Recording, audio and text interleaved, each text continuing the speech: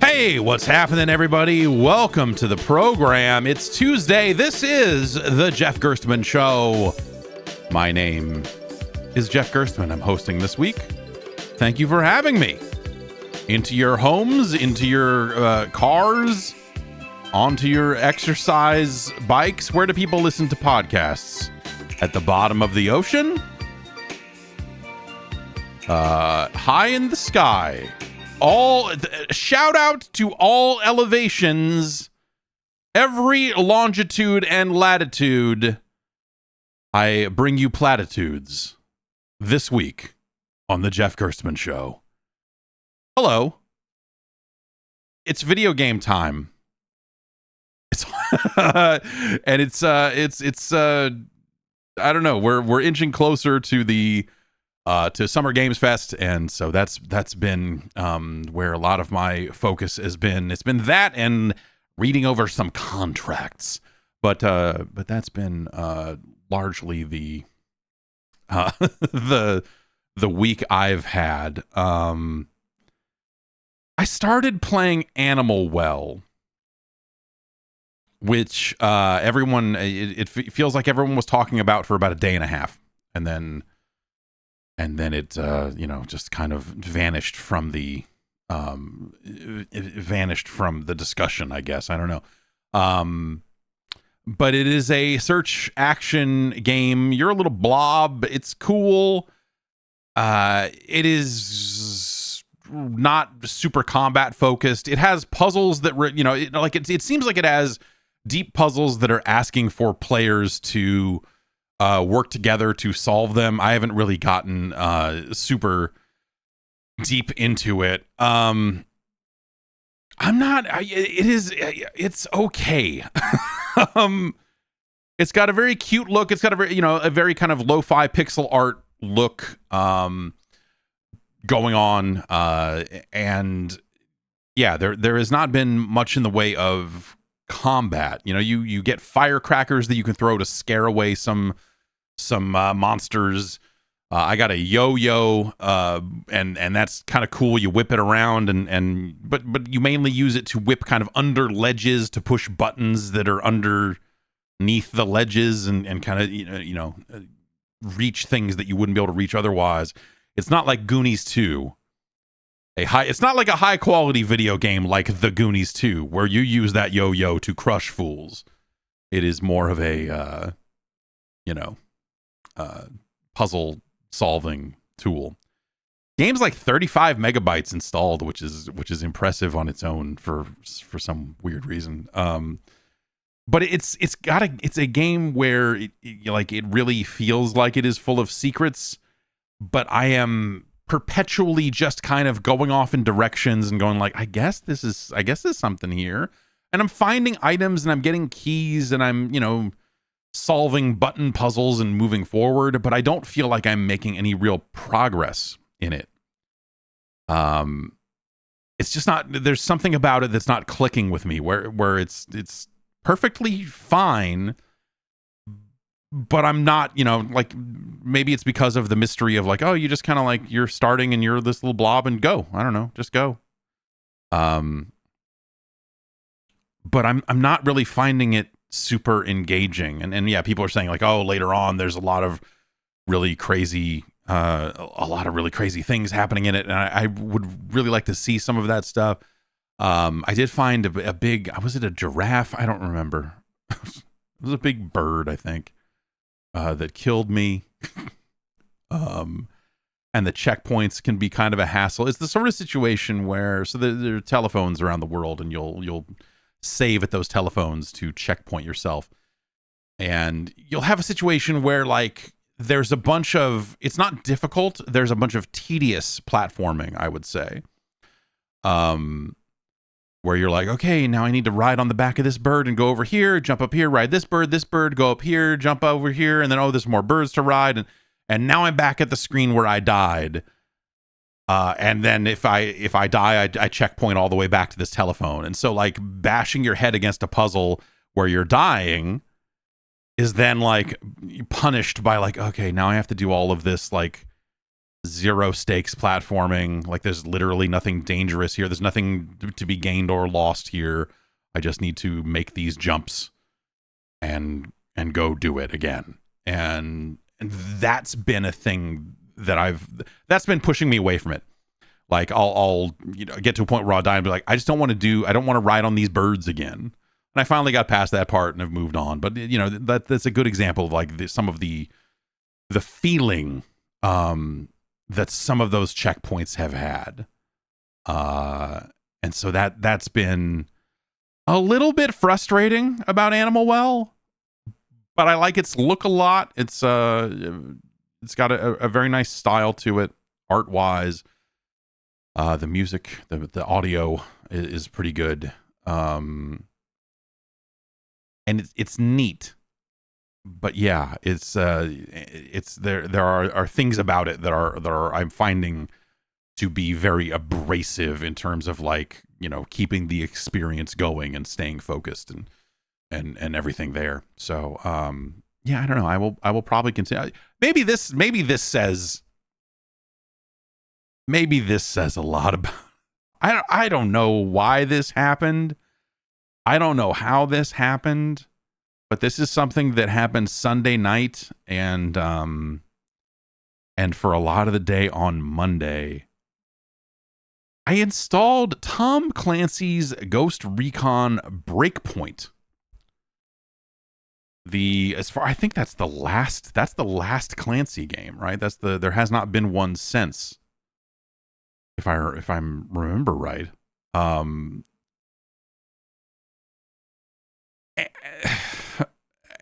And I played like 5 or 6 hours of that, starting from the beginning, because when I played it the first time around, I played it on a console, and so I'm playing it on a PC. It's not a great game. They have added to it. They tried to fix it. I think after I stopped playing it is when they rolled out a bunch of changes, because people were really mad about that game having a gear score. Like, as you're equipping gear, your gear, the gear levels are going up, and then you'll find enemies in the world that are like, this is a level 100 enemy. And so if your guns are only up to level 50 or whatever, you're going to have a really bad time here.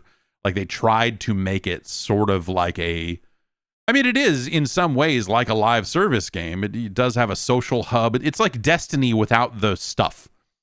It's like Destiny without the updates. They did a season pass, and they updated some things, and then that was that. Like they were finished with it. But they didn't really commit to the service end of it to make it like a 5-year plan or anything like that. And so it's this weird mishmash of, like, it's not really good at doing the service game stuff. It's not really great at doing the, like, MMO style stuff, though it does have raids in it. I've not tried that myself, but I never did. But I've not heard great things about it. But in single player, it is like, okay, go out into the world and complete tasks, and you find chests in the world, and you open them up, and you'll find higher level gear and whatever else.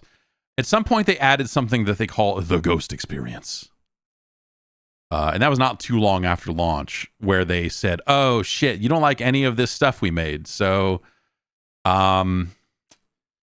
what if we just made the guns, and we stripped out all of this level score and all of this gear level and everything, and the guns just have inherent properties to them where you just shoot dudes. And I think that's interesting. It's like this weird rejection of everything that game was. And I have not, you can switch back and forth. And so this is a game where seemingly, so you get stranded on this island, and it's like, you know, this came out in the era when everyone was making their statement about like, what if big tech did this? And so it's like this, you know, Facebook equivalent company that runs an island, and they made a bunch of drones, but then, you know, this military dude took over the company and took over the drones, and everyone's trapped on the island, and oh no. And so you go find the head of the company, and he's this wormy little fuck, and he helps you, you know, solve the drone problem or whatever. But like, you know where the dude is, or you kind of know where the end of the game is at the beginning of the game, where the bad guy is. Was it John Barenthal, whatever the fuck his name is? You kind of know where that dude is. And so I wonder if you're playing in this like gear levelless mode, if you could just walk to the ending Zelda style and fucking deal with it, you know? I have not tried that.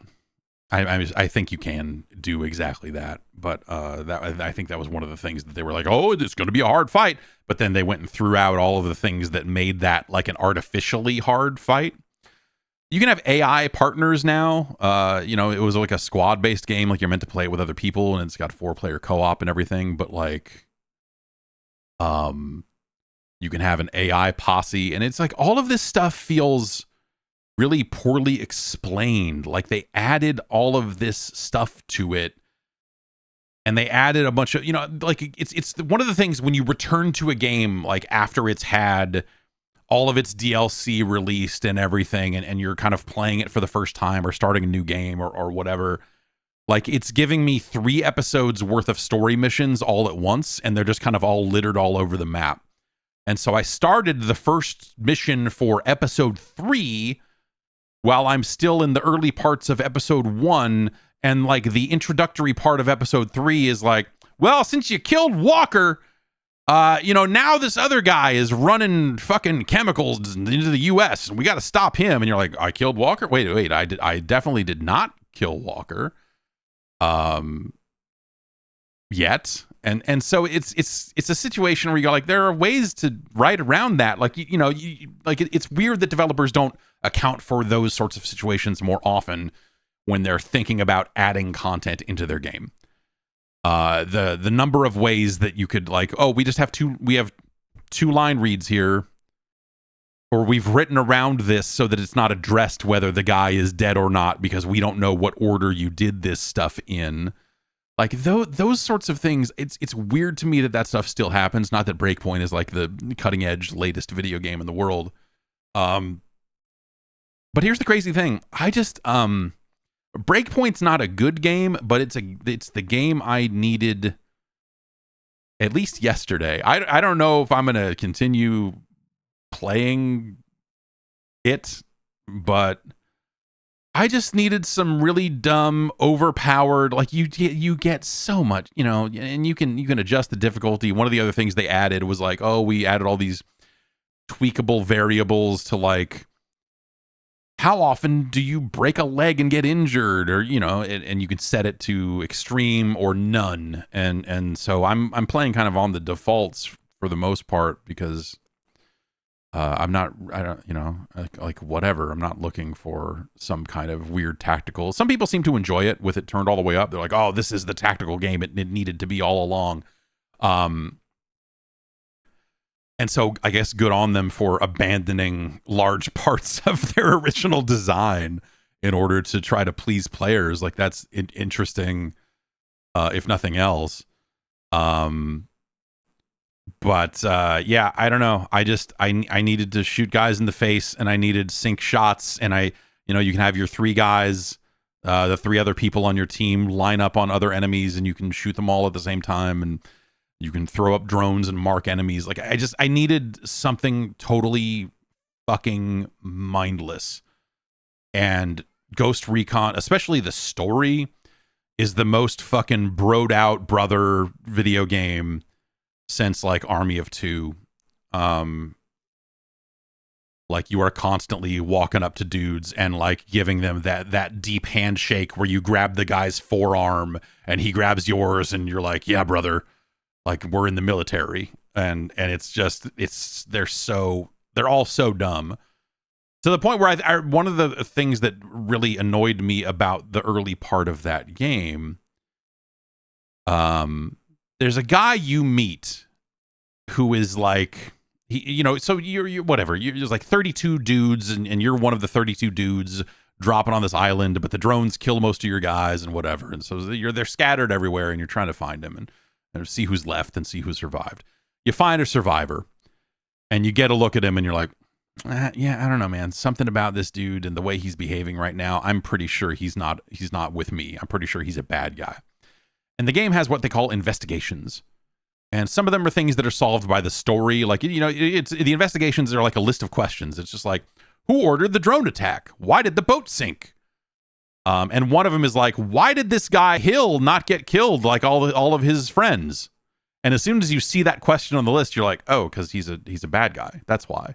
I mean, you wouldn't put this on the list of answerable questions if there was not an interesting or at least like controversial or like some, answer to this question.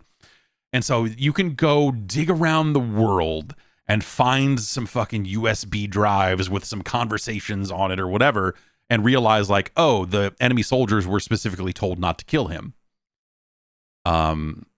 And to do that early in the game with the gear score on and everything else it actually requires you to go somewhere you are way under leveled for and really dig through this stuff. And so I've talked about this before because this was the crux of one of the things that made me angry about the game, and it still does. You can go get those things and solve the question and be like, oh, why did they not kill this dude? Like when they killed all of his other dudes. And the answer is like, because they were told not to. And, you go, oh, okay. Well, he's clearly working for them, right? And so you go and solve that thing. So your character knows it in their brain. But still, when this dude shows up next to the main bad guy, there's still like I can't believe, what? I can't believe this guy is doing this. And it's a Ghost Recon Breakpoint is still dumb in that exact way. And I think that's bad. I think that's like on paper, that's bad. In my experience now, going back to it, it's part of why I'm here. It's just like, yeah, give me the dumbest fucking thing you've got. Just give me the most fucking turn off my fucking brain and sneak up behind these dudes and stab them or interrogate them or both. And let me work my way around. Let me fly around this world in a helicopter armed with rockets and just fucking blow people up. And as such, I've had a pretty okay time returning to Ghost Recon Breakpoint. I'm not even really engaging with a lot of the stuff that they tweaked and changed. I just like, yeah, I don't know. It's the game I needed right now, and a game that you'd never thought that you would say this. I never thought I would say this. They just don't make them like this anymore. Because I don't know what happened to Ubisoft. It's like finally Ubisoft got the message of like, oh yeah, people don't want these anymore, and they actually stopped making them. Right up until they're, like whatever, they're probably going to announce another Far Cry any day now, right? And they'll be right back at it. But I don't know. I just there was something I needed. This exact brand of mindless open world game. Not like a GTA, not with like racing missions, not like a good open world game. I need a fucking give me all this military jargon and bullshit and give me a skill tree that goes absolutely nowhere. Every time I level up, I'm going into the skill tree and going like, what can I put these points in? I'm like, I don't care about any of this. None of this matters. None of this does anything for me. You're like, oh, you can carry rockets. It's like, okay, cool. I'm flying around in a helicopter with infinite rockets, so I don't give a shit. Like, oh, your drone can fly faster. That's okay. That's not nothing, but like, So I don't know. I don't know, man. Ghost Recon Breakpoint. Look for it. It's in stores now. Why don't we take a quick break? We'll come back. We'll get into the news, and also strange things are afoot at the Circle K. We'll be back right after this. Your bed sheets are disgusting. Did you know that traditional bed sheets can harbor more bacteria than a toilet seat? It's true, and it can lead to acne, allergies, stuffy noses. It's gross. Miracle Made offers a whole line of self-cleaning, antibacterial bedding, such as sheets, pillowcases, and comforters that prevent up to 99.7% of bacterial growth and require up to 3 times less laundry. That's not all. They also have self-cooling properties. These Miracle Made sheets are designed for better quality sleep. They use silver-infused fabrics inspired by NASA to make those Miracle Made sheets thermoregulating. That helps keep you at the perfect temperature all night long so you get better sleep every single night. And yeah, that's self-cleaning. That silver helps there too. And that's how they prevent up to 99.7% of bacterial growth. That leaves them to stay cleaner and fresher 3 times longer than other sheets and keeps the stink out of them. That's the important, hey, keep the stink out of your sheets. It's disgusting. It's disgusting. But also, Miracle Made sheets are luxuriously comfortable without the high price tag of other luxury brands and feel as nice, if not nicer, than sheets used by some 5-star hotels. Stop sleeping on bacteria. It'll clog up your pores, breakouts, acne, all that other stuff. Sleep clean with Miracle. Go to trymiracle.com/Jeff to try Miracle Made sheets today. And whether you're buying them for yourself or as a gift for a loved one, if you order today, you can save over 40% off. And if you use the promo code Jeff at checkout, you'll get 3 free towels and save an extra 20%. Okay. I'm not a math wizard, but the 40, the 20, the 3 free towels. Okay, if you carry the 1 here, 3 free towels over here, that adds up to savings. Miracle's so confident in their product, it's backed with a 30-day money-back guarantee, so if you aren't 100% satisfied, you will get a full refund. Upgrade your sleep with Miracle Made. Go to trymiracle.com/Jeff and use the code Jeff to claim your free 3-piece towel set and save over 40% off. Again, that's trymiracle.com/Jeff to treat yourself. And thanks to Miracle Made for sponsoring the episode.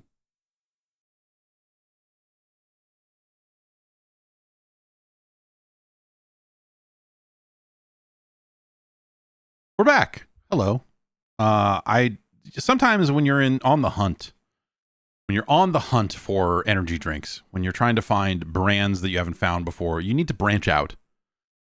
You need to find different chains to visit. I went to a different 7-Eleven the other day and went looking and didn't find anything there. And I'm like, you know what? I think there's a Circle K out on the other end of town. This is like, let's get around and try some stuff. And sure enough, at the Circle K, I found like a bunch of shit I ain't never seen before, including new flavors of bucked up energy. But we'll get into that later. This was up next to the yerb. If you want to get your yerbed up, this was next to that. I don't know if that is a sign of what it is, but it appears to be called Lucky Fuck. That appears to be the name of this drink. I don't know why they would call it that. They had a few different flavors. This is Red Rider Punch. It says, get lucky, be lucky. This is your one life. You are lucky as fuck to have another day. Time to live it. LFG energy turns you on and inspires you to keep going. What? Maybe I shouldn't drink. I don't know. Whether you're dealing with your pain in the ass boss, dropping into a wave, or cutting your lawn, be grateful for another moment to kick ass in the game of life. We crafted our products with beta-alanine and maca for sustained physical and mental endurance. Life is complicated. Our energy drink isn't. 5 super ingredients, 0 sugar, 0 aftertaste. Make today the best day of your life, then do it all over again tomorrow. And that's signed Mr. Lucky. Mr. Lucky. I don't know. Maca, ginseng, taurine, caffeine, beta-alanine. It's their mindful formula. So this is kind of all over the place, tonally, but it is indeed called Lucky Fuck. And then it just says LFG Energy all the way across the top, which there's no G in any of this. So I assume they're looking for a group. Is this like a group drink? Are you supposed to? This is the first First drink for thruples and other polyamorous situations. If you're, you know, if you're in a group, if you're looking to form a group.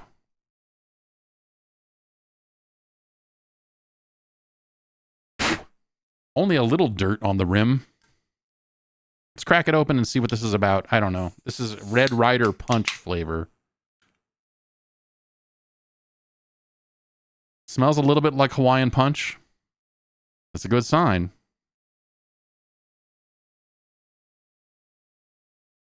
All right.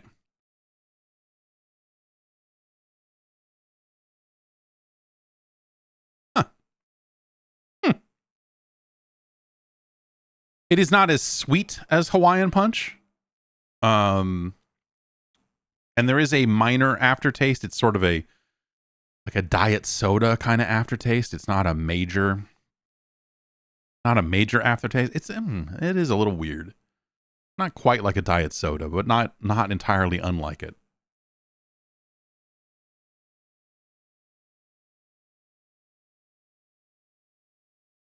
But this is all right. The flavor's a little weak. I wish the flavor was a little bit stronger. It does say sparkling on the can, which is always your sign to that the flavor is not going to be strong enough.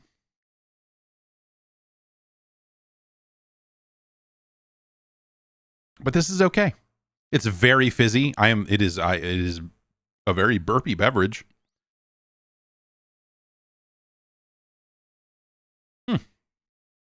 Let's get this on the list so we can get into the news.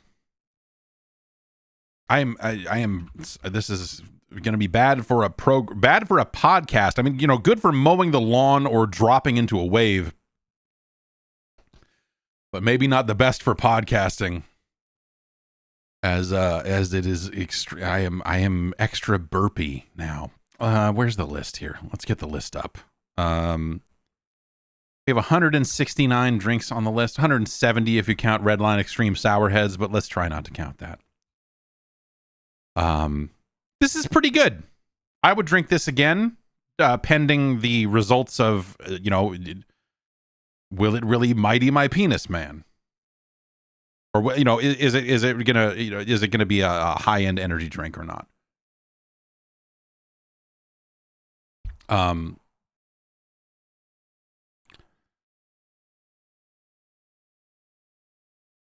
It's extremely, yeah. This is we are stepping into the burp zone. Apologies in advance. It's better than a C4 or let's see, where are we at here? It's better than G Fuel Hype Sauce. It's better than Recon 1 Sour Peach Rings. It's better than Talking Rain Akamax Wild Berry. Better than Ghost Tropical Mango. I think it's better than Ghost Swedish Fish. Better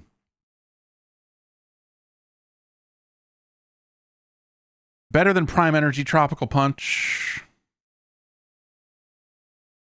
Better than the Monster Rehab Green Tea. I'm just not a green tea guy, you know. You know, I'm okay with green tea, but it's not tea in an energy drink doesn't always work for me, and so the rehabs kind of don't really work. It's better than this Hawaiian Pineapple. It's not as good as Rockstar Recovery Orange, which I don't even think they make anymore. They just call it. There's Rockstar Recovery Orangeade, but I don't know if that's the same or not. Pardon me. I'm gonna have to start muting the microphone with how wild this is. It's not as good as Red Bull Sugar Free. It's not as good as C4 Smart Black Cherry, which is that when I bought a case of that, I was extra crazy for a while. This was the one that gave me the itch. Those good times. No, it's not as good as Hawaiian Pineapple, but it's better than Gatorade Fast Twitch Glacier Freeze. It's our new number 30. It's our new number 30 on the list here.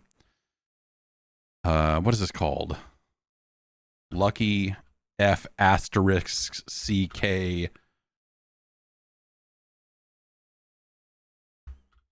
I hate censoring. I hate censoring those words. It's just like Red Rider punch. New number 30. Congratulations to Mr. Lucky over at, wait, I put that in the wrong spot.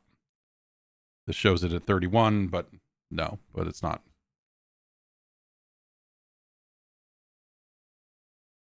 I'll fix that.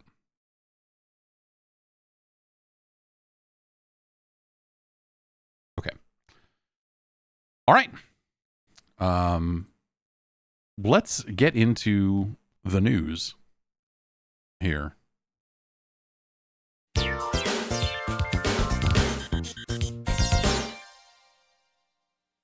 Dual CEOs. 2 of them. That is the structure of PlayStation going forward.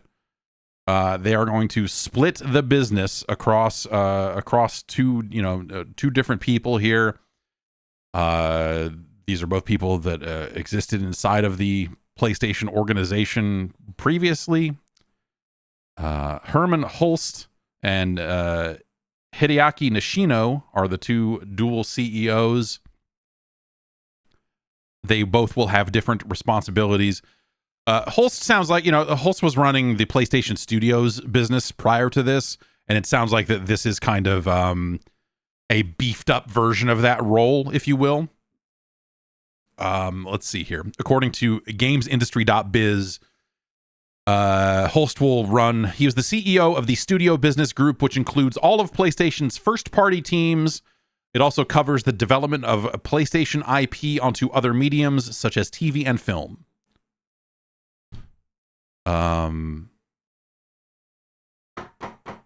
Hang on a sec. I will be right back. Something is happening out here.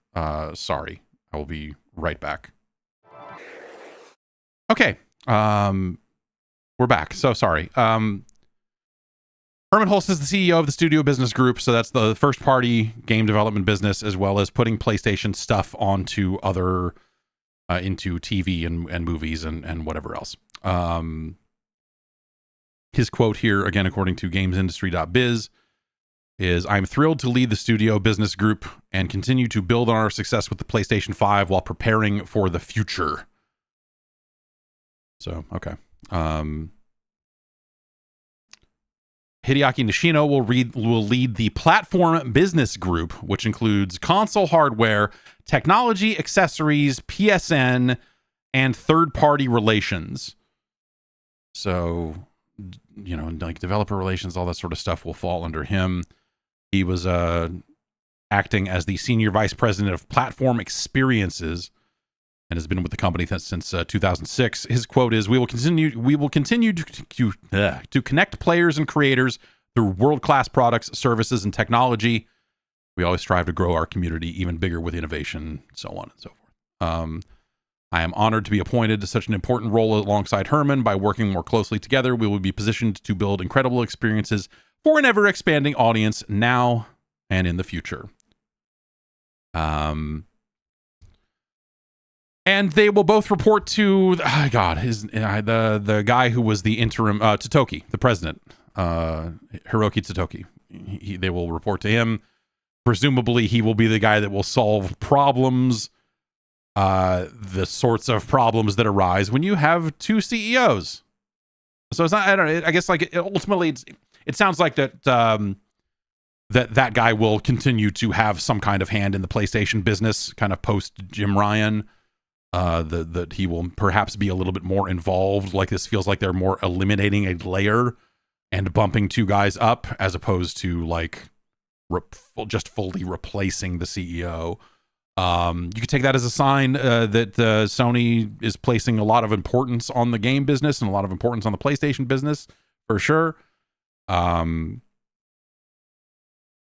But were these promotions truly the full-on promotion to CEO the way they would have been if either of them had gotten Jim Ryan's job? Probably not. The dual CEO thing, I feel like that it rarely works, but it looks like that they do have very different, that they are, running very different parts of the business. And so, that's one way to keep them separated, as they say. We'll see if that works. I don't know. Like, we'll see how long they exist in this setup. I mean, in some ways, having multiple people at the top is kind of how they did it prior to Jim Ryan running all of it, because they used to just run it regionally.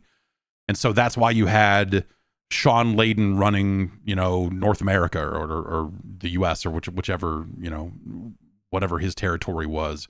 And Jim Ryan was running Europe, and, like they did it regionally until they just kind of aligned everything in Europe and put Holst in charge of the studios and put Jim Ryan in charge of the whole thing. So it's not the first time that they will have people theoretically at the same height at the top of the business. They used to just do it regionally instead of split across different parts of the business. Someone in chat says, I wish Sean Layden returned. Like, do you? Isn't Sean Layden off doing a bunch of NFT stuff? Pretty sure he's off doing a bunch of NFT stuff. Or he's advising a lot of people, I think. But, all right. Meanwhile, on the Xbox side, it's mostly been a week of opinion pieces and people trying to sift through the wreckage, I suppose, of the closure of Tango Gameworks and Arcane Austin. Sarah Bond, who is currently the president of Xbox, was out there at some Bloomberg tech conference, doing an interview and kind of skirted around it and didn't really give a particularly solid answer. But there is a Bloomberg article here said that they are planning more cuts even after these studio closures at Xbox. It says here, this week Xbox began offering voluntary severance agreements to producers, QA testers, and other staff at ZeniMax. So it looks like they're trying to cut down more. This to me says that they're finally like centralizing a lot of the organization and realizing, hey, we don't need to employ people in equivalent roles both at ZeniMax and internally at Microsoft. And so they're, offering early severance, retirement, whatever else for some of the people on the ZeniMax side of things before they probably go through and whack everybody who's left. Or not everybody, but they will probably cut down further.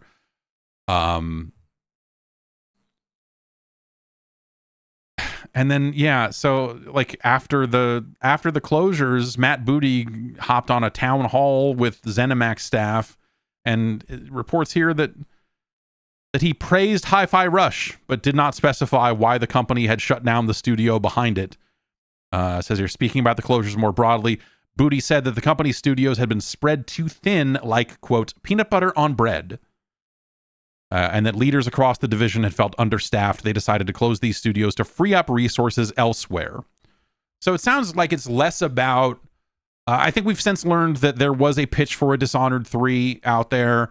There was a pitch for a Hi-Fi Rush sequel. I think a lot of that has come out of, kind of post-layoffs. A lot of people who were formerly employed at those companies have, kind of said as much. And so, if the pitch from Matt Booty is that they're looking to free up resources elsewhere, that sounds like they're looking to place fewer bets overall, but they want to place bigger bets. And so that's kind of the antithesis of a game like Hi-Fi Rush, and perhaps in some ways the antithesis of a game like Redfall or even a Dishonored sequel, if they're really only going to place the biggest bets imaginable. But at the same time, I guess I don't know what a big bet for Microsoft looks like anymore. Would you, I think when they first started up Perfect Dark, when they first started building that team to run Perfect Dark, at the time it sounded like that they were trying to build up something real big with that. And every word out of that region, out of the Perfect Dark zone, has sounded a lot like the word out of the Fable arena of like, this thing's fucking on fire. Like, this has been a troubled development. from the get-go, it is taking a long, like those games are not going smoothly.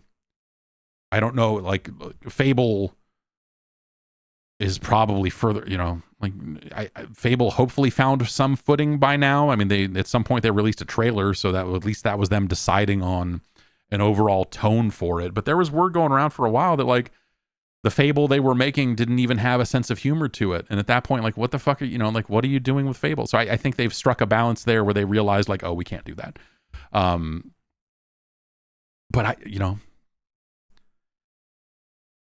But point being, all of the word out of development on Fable and all of the word out of development on Perfect Dark has really been like, hey, this is a wreck.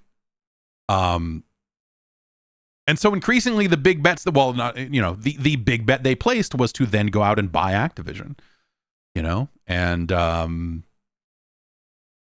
that I think probably took them longer than they thought it would. I remember talking to someone over there who the impression was that, yeah, we, with the way acquisitions and stuff were getting looked at by the government, I think they expected some scrutiny worldwide about the acquisition, but I don't think they expected it to be as much as it was. That's my guess on that. But I guess a lot of this kind of leads up to kind of what I've been thinking about here, and this Bloomberg article kind of gets at it a little bit with Game Pass. And they have some quotes from Matt Piscatella of Circana here, who says that monthly non-mobile video game subscription spending in the U.S. has been flat to low single-digit growth since the middle of 2021. The quote they have here from him is, in our data, Game Pass spending really had its big growth period in late 2019 to early 2021 and has since settled. Purchasing games and add-on content as well as free-to-play models are still the vastly preferred method of getting to video games by U.S. consumers, at least for now. So I look at all of this and go like, well, this is the pivot, right? Or they have to figure out what the hell they want to be. And so I think that there is... I think a lot of the questions I have, I think a lot of the questions that I think that everyone has brought up, you boil it down to Hi-Fi Rush. This was exactly the sort of game that Microsoft used to tout as like, Game Pass lets us do these smaller things. Game Pass allows us to do different types of games. It helps support different structures and different styles and sizes and scopes. And Game Pass is great because it lets us do all of these things. But now if they're out there telling people at the studios, if Matt Booty's out there saying like, hey, like we were spread too thin, like we need to have fewer teams with fewer studios, everything else, then that to me says they want to place fewer bets. They want to greenlight fewer games. And so out of necessity, because of the number of people they employ, it feels like most of those games will be larger. That remains to be seen. They have studios of different size, and like a game like Pentiment still happened there. Kind of on the side while that, they were, they had other games, they were between games or whatever you want to call it.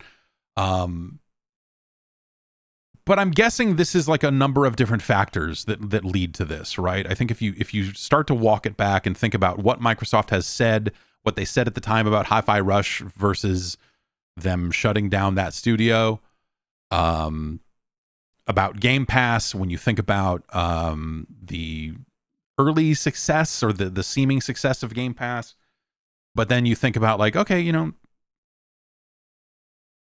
the numbers don't seem, and they haven't really reported numbers in a while, so I don't know that we necessarily have full-on subscriber numbers. Also remember that the Game Pass number has changed because the Game Pass offering has changed, because they merged Xbox Live Gold into that number at some point by forming Xbox Game Pass Core or whatever it is. And so even any recent boost in numbers is likely to be as a result of them combining the services into a different structure on top of everything else. I think you have like a number of different things at play here. But I think that the biggest one is that I think the long-term bet they placed on Game Pass is not bearing out right now. Obviously, we have, evidence that the number is not growing the way it needs to. Now think about like, oh, well, like that's because they need these big marquee titles to come onto the service, because that's what gets people to sign up. And while some of those people will sign up for a month and churn right out, you have people that will stay on for a year or more. And so you you build your like lifetime value, your LTV of the average consumer based on how long they stay on Game Pass once they sign up. And then you say, well, if Starfield moves the needle this far, then we think that it'll lead to this much money, and then it'll work out in the long run. And then you think about like, okay, all these smaller titles don't necessarily get people to sign up for the service, but they're the sorts of games that get people to stay on the service. But of course, all of this is predicated on the service growing. And what do you need to grow Game Pass? Of course, you need games. Whether they're first party, third party, whatever, the service needs a constant flow of new content, a steady flow. And they have that. I was looking at the list of games that were going to debut in May on Game Pass, and I was like, okay, yeah, sure. Like, none of them were games that I felt like, oh, I gotta, jump out of my seat because finally these games are coming to Game Pass or whatever. But you also need to kind of sell consoles, right? I mean, people need a place to play these Game Pass games, and if you're not going to do it on console, you're going to do it streaming. And that's not something that people are showing that they really want to do on a widespread basis. Or you sign up for PC Game Pass, which is much better than it was when it first launched, but it is still not the same. It is still not quite the same level of service that you get on the console side. And so you have all of these non-optimal ways to play Game Pass games that people are seemingly not going for in a large enough number. So as such, right now, in order to grow that Game Pass number reliably, you need to sell Xboxes. And what are they not doing? Selling Xboxes. So at some point, you're going to run out of people to monetize, unless you can find more ways to get more Xboxes into more hands. And so at that point, you're like, okay, well, can we cut price on these things even further? Can we, do we need to launch a new model and then discount the cheaper models? Like what are the moves that they need to make to sell consoles? And that falls back to like, well, what sells consoles? Games. Okay. What is Microsoft, in terms of, exclusives and the sorts of things that tend to get people to choose one console or another? What is Xbox missing the most? Differentiators, those types of games that move the needle.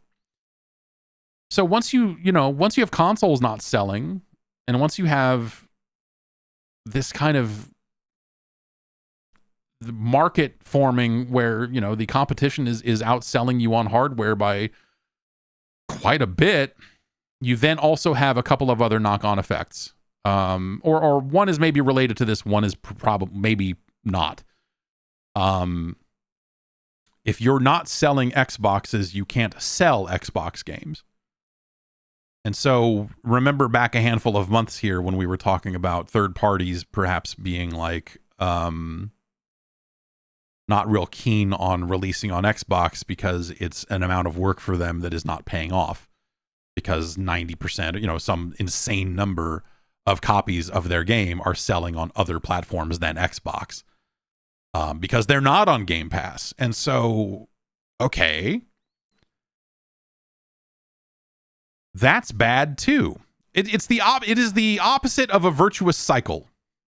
Whatever that is, downward spiral, what do we want to call it? Because now they've got a situation, and I've seen this anecdotally from friends that are maybe were into games more before, but are a little less into games, but bought Xboxes and still think they care about gaming, but maybe don't care about it as much. Where they went and they bought a Series X or something like that, and I will see them say when a game comes out, is it on Game Pass? No? I'll just wait for it to come to Game Pass. It's like, okay, well, that game maybe is not coming to Game Pass ever. And they're like, oh, well, whatever. And so you have the rise of a new consumer who buys an Xbox and then doesn't buy a single game. Or does not buy nearly enough games to justify or to help out the third parties that are trying to sell games on an Xbox. Remember, Xbox is all about choice and they want to offer things different ways. But like at the end of the day, it seems like they're creating, you know, the consumers that they are bringing into the funnel when they grow the number so some percentage of their user base on Xbox now consists of people who are only interested in playing games if they're on Game Pass. And so you have this audience of people that are never going to buy another thing, which is not entirely unlike the Nintendo situation where you've got this massive audience, but they don't always show up for third-party games. They're really only buying first-party stuff, and they don't really care. And so I think when you take all of these factors together, it's bad fucking news. You know, like there's no, you know, I look at what they're doing and look at what they've done, and you just look at it and go like, okay, like this just must be a really messy middle period for them, and maybe they'll emerge the other side with a sensible strategy. But boy, oh boy, right now it looks real messed up. It looks like that they built a thing before people wanted it in the form of like cloud streaming. Like there's really not a, you know, it doesn't really feel like there's a massive audience for that right now. Game Pass is cool, but it has disruptive effects on the existing business that they don't really have a good answer for right now.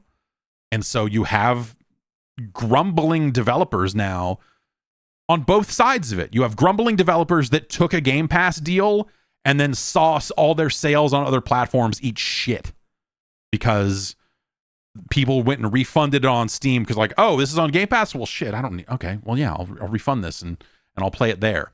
And that money not making up for the lost sale because of Game Pass deals are not what they used to be. And then you have third parties that are just trying to sell games traditionally who are finding that maybe the Xbox audience is not there for what they're doing the way that maybe they were a couple of generations ago.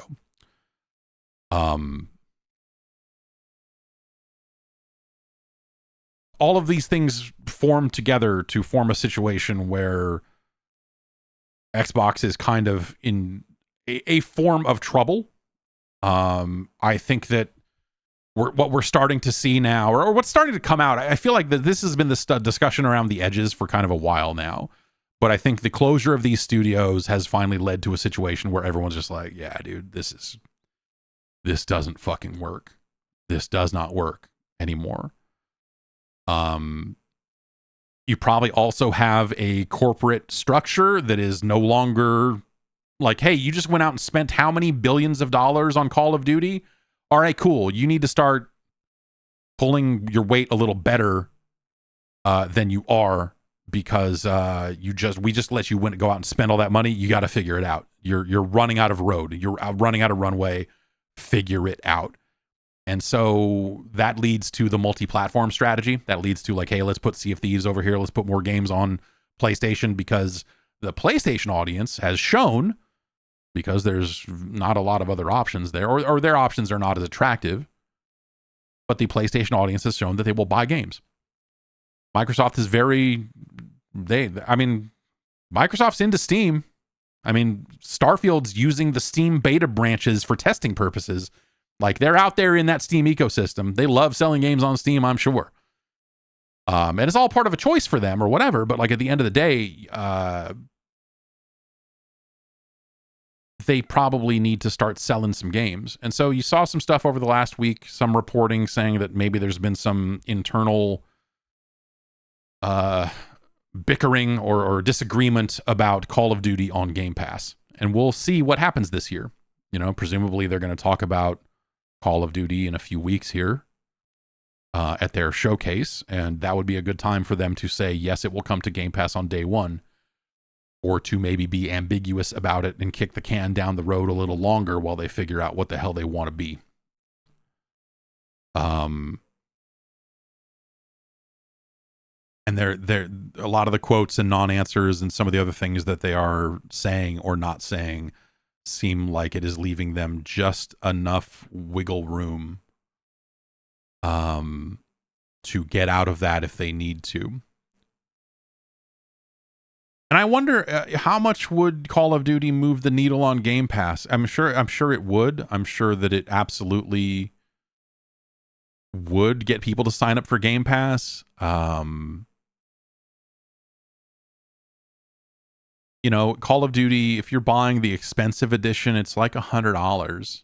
And so how much are you paying for a year of Game Pass? It's not, I mean, it's more than that unless you're in on a promo offer, but it's, you know, if you're, okay, let's assume that you were paying for Xbox Live Gold and buying Call of Duty, the expensive edition. It's still it's in the same ballpark to where they would probably be willing to take the loss of some funds on that, as long as it kept people on Game Pass and kept them playing other games and whatever else. I could see them really trying to, like, if they do, I could see them building more Call of Duty into the service over time. If they really wanted to make sure that the Call of Duty players stayed signed up year round, you could see a situation where they are giving, you know, more perks. So the Xbox Live perk system could be used to distribute more skins. The PlayStation did this when they had the exclusive arrangement and marketing agreement with Activision, where it'd be like, here's your PlayStation Plus skin or whatever, and it would only work on the PlayStation version of the game, which was always super stupid. But you could see a situation where they try to give Call of Duty players more if they sign up for Game Pass. Like, you know, more perks, more Call of Duty focused perks and skins and bonus stuff, to try to make sure that those players stay signed up for the full year all the way into the next one. But maybe they don't have to. Maybe Call of Duty is enough to keep those people signed up. Maybe the idea of, I used to spend $100 a year on Call of Duty and now I don't have to, and I get all of these other games too. Maybe that will be attractive for a lot of people to stay signed up. You know, will people move over from PlayStation? No, I think the die is cast on that one. I don't think anyone's going like, oh, I got to sell my PlayStation 5 and so I can buy an Xbox. Like, maybe someone goes out and buys an Xbox in addition to their PlayStation or something. Yeah, I don't know. That's kind of neither here nor there. But anyway, point being, it really feels like that everything is probably on the table for them. And if they're talking about more cuts and they're talking about a lot of this stuff, it's really hard to get a sense of what the priorities are at Xbox. You can only kind of just make assumptions around like, well, surely they wouldn't throw away the Game Pass business entirely, because it is a good source of revenue for them. The same reason why they didn't want to make multiplayer free for everybody, because Xbox Live Gold is a great source of revenue for them. It always was. And so throwing all of that money away is really unlikely. At the same time, they really want to have their cake and eat it too. They really want to make sure that they can sell these games on PlayStation. They would love for you to buy them on Xbox if you would, but you're not, you know, why would you if you're already in the Game Pass ecosystem? They're happy to sell those games on Steam and all of that. And so I think the knock-on effect from this, I think the most predictable impact that I see going forward is that they will probably put more games on more platforms more quickly. It feels like they're slow playing the multi-platform stuff because they feel like they have to, because if they do it too fast, I think they probably shock too many of their existing customers, where if they can just like do this a little bit here, a little bit there, then they'll get there eventually and no one will notice. Or it won't be the same shock that it was before. But yeah, I don't know. But it gets, all of this factors into what do you do with the next console? Because again, if you need a console in order for Game Pass to reach its maximum number of players, then they need to make another console, and it probably needs to be a good one. But there is a scenario, like you could envision a world where they make the wrong choice and they say, oh, the next Xbox is a streaming puck and a portable device with the power of a Series S. And if you want to play in 4K on your TV, all this other stuff, the power of the cloud compels you to get this $100 thing and plug it into your TV. It's the biggest technological advancement in the history of video games. Here it is. You know, I don't think they do that. I think that'd be crazy. But again, I think that there's a weird situation now where it's very hard to predict what Xbox will do next in some ways, because it's hard to get a sense of what their priorities are. If they are willing to make these types of internal cuts to games that like ostensibly were the bread and butter of their subscription service, that kind of middle tier game that keeps people like, oh, this is not an amazing video game, but I'm sure, you know, Hi-Fi Rush is cool. It kept me signed up for Game Pass for an extra month or two because that's cool that came out and I was playing that. And then when I finished that, there was another game, and, you know, like it keeps that chain of releases going. Redfall could have been one of those had it been a better game. And you hear these, you know, you look at the Steam. So Steam has, behind the scenes, you can kind of monitor when files are updated for a game on Steam, and you see these different repos being updated. And there was like 5 hours or something before Arcane got shut down. Some of those packages had been updated. So like they were very clearly working on the DLC right up until the very end, and were supposedly getting kind of close. And Microsoft still had to sit down and go like, yeah, but I mean, yeah, we could release this, but it changes nothing for any of us. So let's just do it now and give people refunds instead. So I don't know. It's bad. I just look at it and go like, this is we've talked a lot about this feeling of Xbox having lost its way.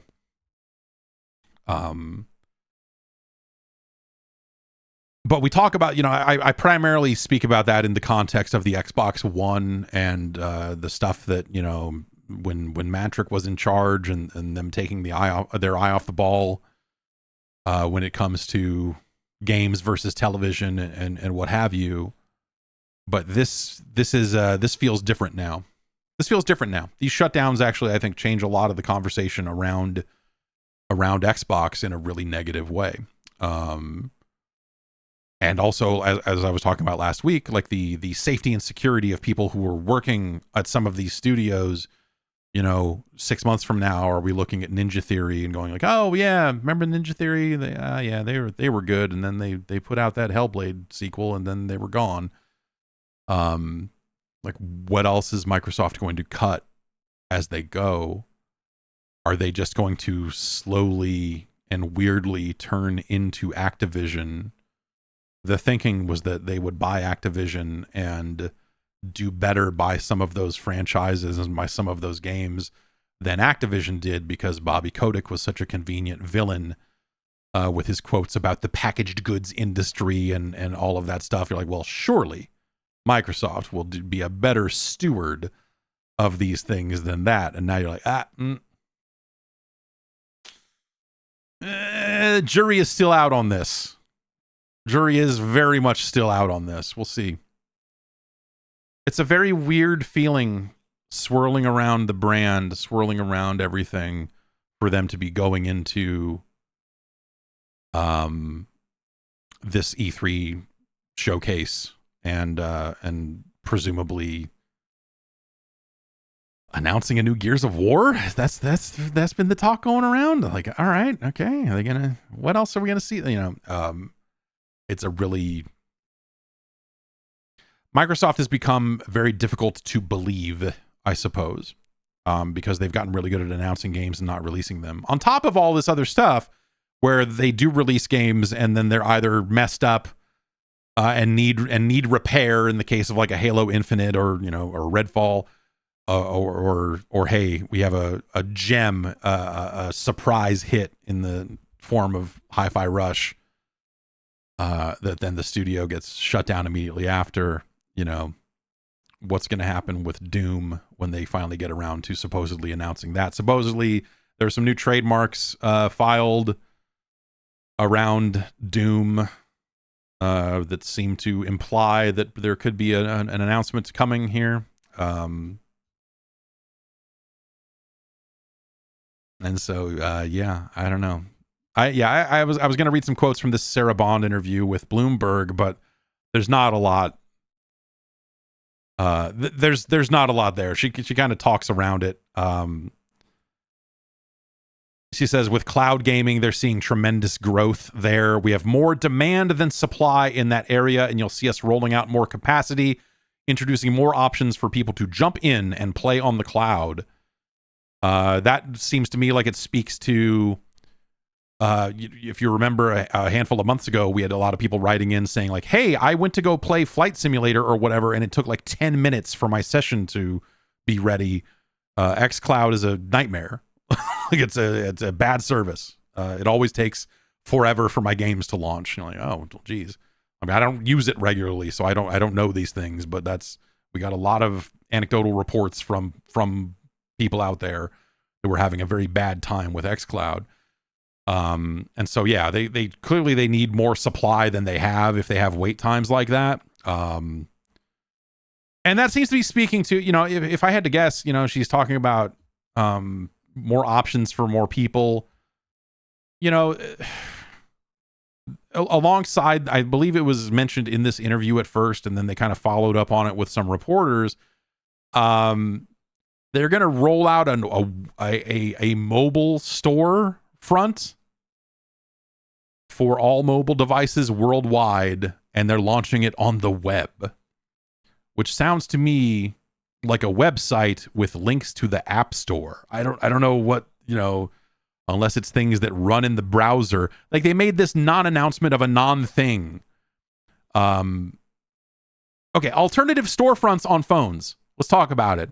On Android, you can do it. You could sideload a Microsoft Store right now, and they could sell you stuff and whatever else. They could do whatever they want with it.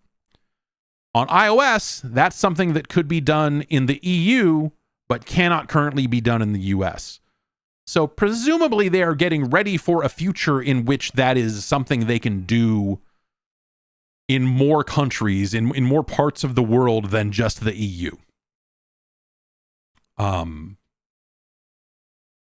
That said, saying, hey, we're launching a store for phones and it's going on the web. Again, that it's like, what? Okay, so you're launching a website about your mobile offering, and these are going to be links that I click that take me to the Apple store because I'm in the US and there's no other option for that stuff? Like, what? They're not launching their own fucking alt store, you know?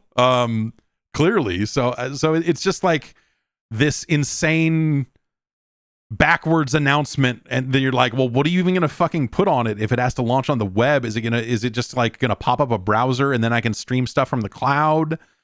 Like none of this matters. It's a step 1 on a procedure that doesn't get interesting until about step 7, and so they got to start somewhere. But it's just like, I don't know, like, am I gonna play Minesweeper on a web page? What do we, can I play Minecraft in Safari on my phone? They did not get into detail there, but just, knowing how phones and the app stores and all of that stuff works right now, that doesn't actually sound interesting right now. Or more appropriately, it sounds like that they are going to do the thing that everyone thought they were going to do, and that they said that they were planning on doing, which was to eventually have their offerings on iPhone, because Apple's store policies were blocking them from doing a just kind of generic xCloud app. Those policies have changed to where they could probably roll that out now. They would have to tie into Apple's payment stuff here in the States in a way that maybe they don't want to. Maybe the business is not favorable to them, but like technologically speaking, it seems like it's not something that they're necessarily prevented from doing. And so phase one of this thing is, it's a web page. I don't know. Like, it's a weird thing to get out there and like try to tout.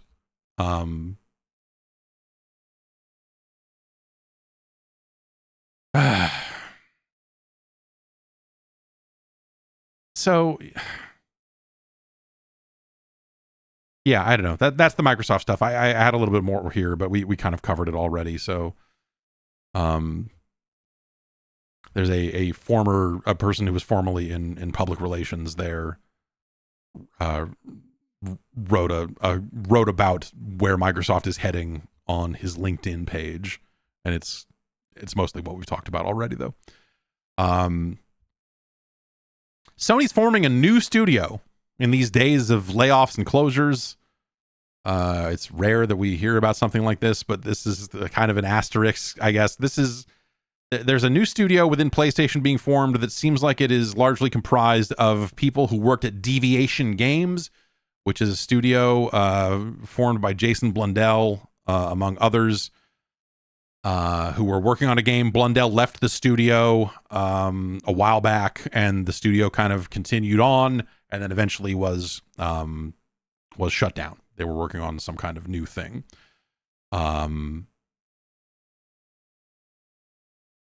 But also, it's not really clear what they are working on. It doesn't necessarily seem like that they have like picked up the exact project that Deviation was working on. It's just kind of a lot of like people posting job updates. Someone here on Twitter saying, I'm a junior game designer at PlayStation Studios, and I work for Jason Blundell. Like people who were ex-Deviation folks. Deviation was, it was founded in 2020. This is from videogameschronicle.com. And it was founded by people who had experience in the Call of Duty space. And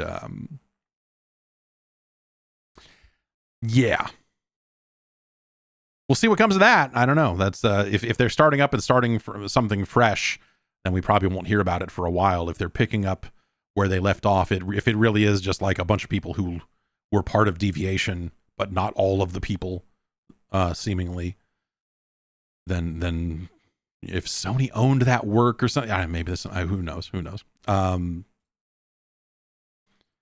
Square Enix is thinking about not too far ahead. They don't have a long-term strategy. They have a medium-term strategy. This is a 3-year plan of foundation laying for long-term growth, according to Gematsu.com. This is all part of their earnings call. And basically, this is a plan. So this is a medium-term business plan that will take Square from March 31st, 2025 to March 31st, 2027. And according to Gematsu, they are referring to it as Square Enix Reboots and Awakens, 3 years of foundation laying for long-term growth. And so this sounds like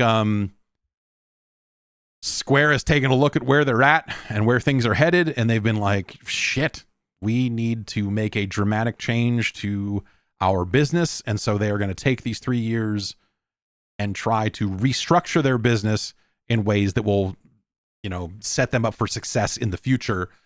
The short version of this means that they're going to lay people off and cancel the games. More of them. They've already done some of that, but presumably that is part of it. They have 4 pillars illustrated in Gematsu's version of the report here. Pillar 1, Darby Allin. Enhance productivity by optimizing the development footprint in the digital entertainment segment. And the initiative there is focus on development of titles delivering fun, in quotes. This presentation is really good at writing the word fun in quotes over and over again in ways that make you think, oh, they're not going to have any fun. They're not going to make any fun. Focus on development of titles delivering fun that only the group can create and build the development structure. Okay, that's all right. 2, diversify earnings opportunities by strengthening customer contact points. Shift to a multi-platform strategy. Building continuous customer contact points of our titles by stepping up digital sales. Create the interaction with customers by increasing sophistication of publishing function. Okay. Generating the opportunity of new revenue by offering IP across a range of entertainment experiences. So that's they've broken these out into kind of a longer than just that. And so they like to refer to HD titles and SD titles, which is very quaint. When they say SD, they seem to usually mean phones. And when they say HD, they mean consoles and PC. But also PC could maybe also get some SD games. For HD titles, the group will aggressively pursue a multi-platform strategy that includes Nintendo platforms, PlayStation, Xbox, and PCs. Especially in regards to major franchises and AAA titles, including catalog titles, it will build an environment where more customers can enjoy our titles. So that sounds like that perhaps, you know, when they're looking at some of the exclusive deals they struck with Sony, that kept some of those games off of Xbox, that they're looking at it and thinking like, would it have been better for us long term to not take that money and instead release these games on PC to reach more players at the same time, you know, to ensure that our games are you know, getting talked about more frequently. I think, you know, when you end up with a game that's only on one platform and not as many players can experience it at launch, you probably end up losing out on some of that buzz and losing out on some of that marketing and whatever else. And so there's probably a pretty good reason for them to be smarter about putting games on PC sooner, and not having some of these exclusive arrangements, whether it's with Epic for the Epic Game Store or whether it's with Sony for the PlayStation. I don't think this necessarily means that, you know, they're going to get deep into Xbox development, but it's on the table for them in a way that maybe they hadn't put it before. In addition, we will also devise a platform strategy for SD titles that includes not only iOS and Android, but also the possibility of PC launches. Furthermore, the group will strive to maximize the acquisition of new users when launching a title, and that of recurring users after starting management of game operation. All right. I'd love to manage a game operation.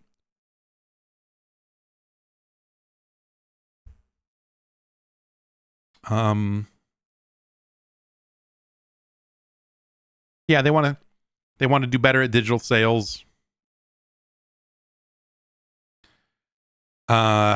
Roll out initiatives that create greater foundational stability. Point 1 on that is rebuild overseas business divisions from the ground up. That sounds like layoffs. The group has begun optimizing costs at its European and American offices via structural reforms. It will also promote intra-group collaboration in Japan and abroad and strengthen the functions of its London development site. For example, the group intends to work to strengthen the close collaboration between its divisions in Japan, creative studios and publishing, and to enable greater mobility of talent between them and the group's publishing functions overseas. So,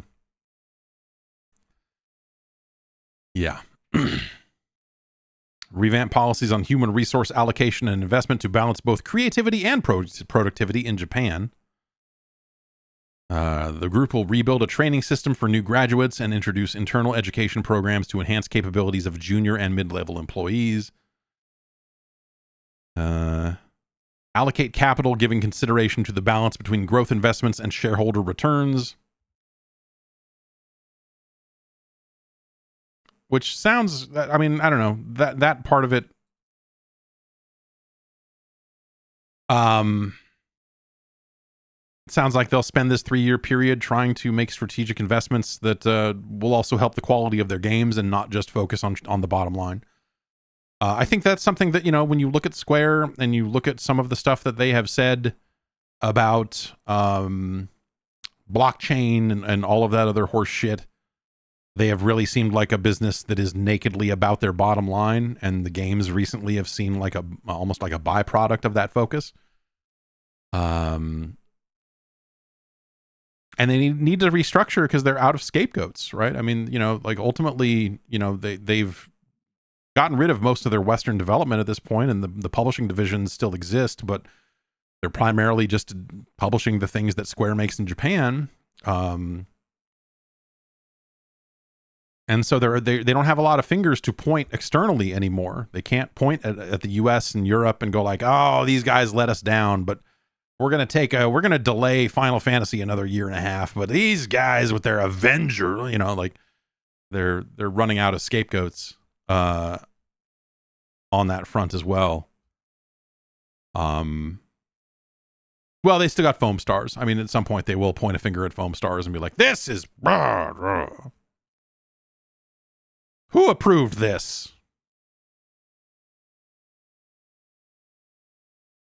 It's a shame. Foam Stars is not like an amazing video game, but it deserves somewhat better than the. I don't know. It's weird.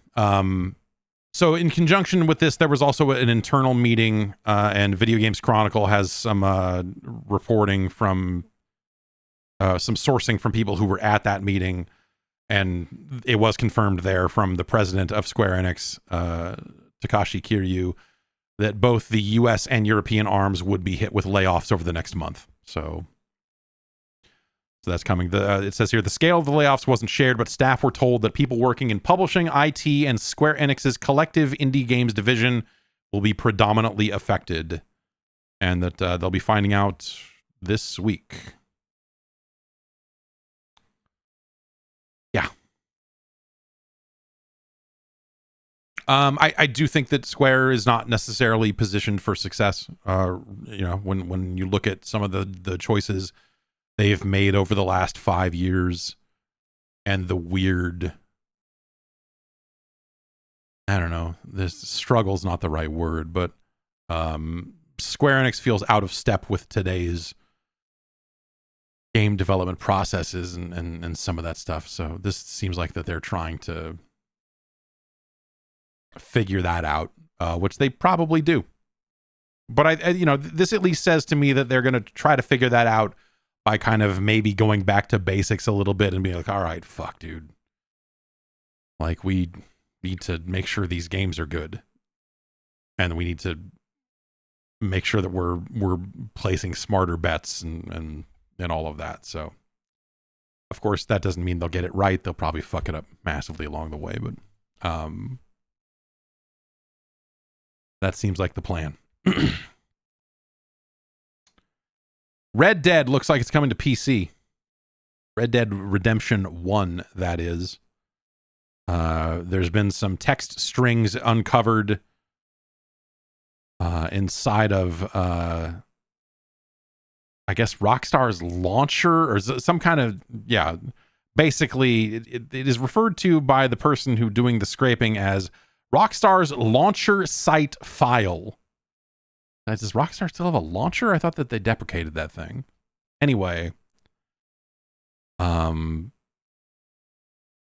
they've scraped some text out of this that says, journey across the sprawling expanses of the American West and Mexico in Red Dead Redemption and its zombie horror companion Undead Nightmare, now playable on PC.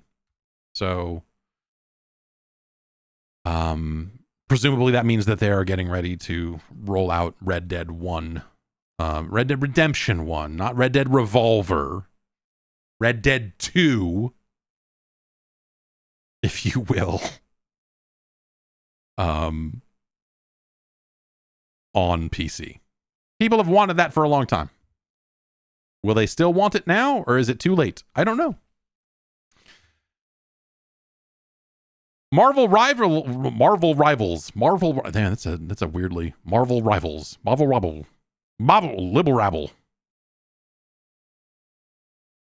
Rivals has been caught in a bit of a minor kerfuffle. They've been running like a closed alpha or some kind of closed test for the game, and they have had content creators signing contracts in order to get access to the game. And someone named Brandon Larned posted a bit of the contract on Twitter, saying, extremely disappointed in Marvel Rivals. Multiple creators asked for key codes to gain access to the playtest and are asked to sign a contract. The contract signs away your right to negatively review the game. Many streamers have signed without reading just to play. Insanity. And so the bit here, there's a non-disparagement clause in the contract here. The content creator agrees not to make any public statements or engage in discussions that are detrimental to the reputation of the game. This includes, but is not limited to, making disparaging or satirical comments about any game-related material, such as game features, characters, or music. And B, engaging in malicious comparisons with competitors, or belittling the gameplay or differences of Marvel Rivals, or providing subjective negative reviews of the game.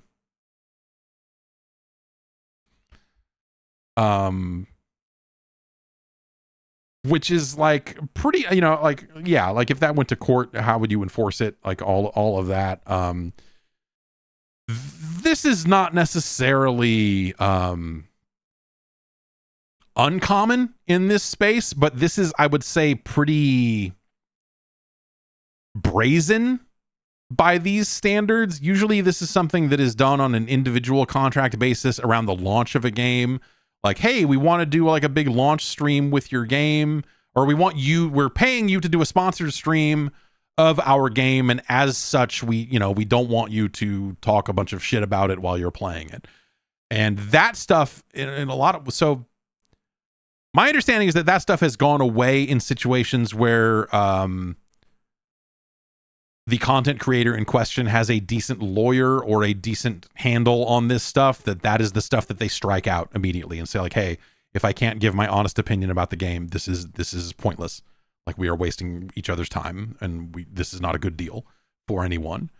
And so there are definitely content creators that do strive to get those sorts of, that type of language stricken from contracts. But in situations like this, you know, where they're just like, hey, we'll give you a key to the game if you sign this deal, there's probably a little bit less wiggle room than if it's an actual money type of deal. NetEase has apologized for this, but not in a, well, I don't know. They issued a statement.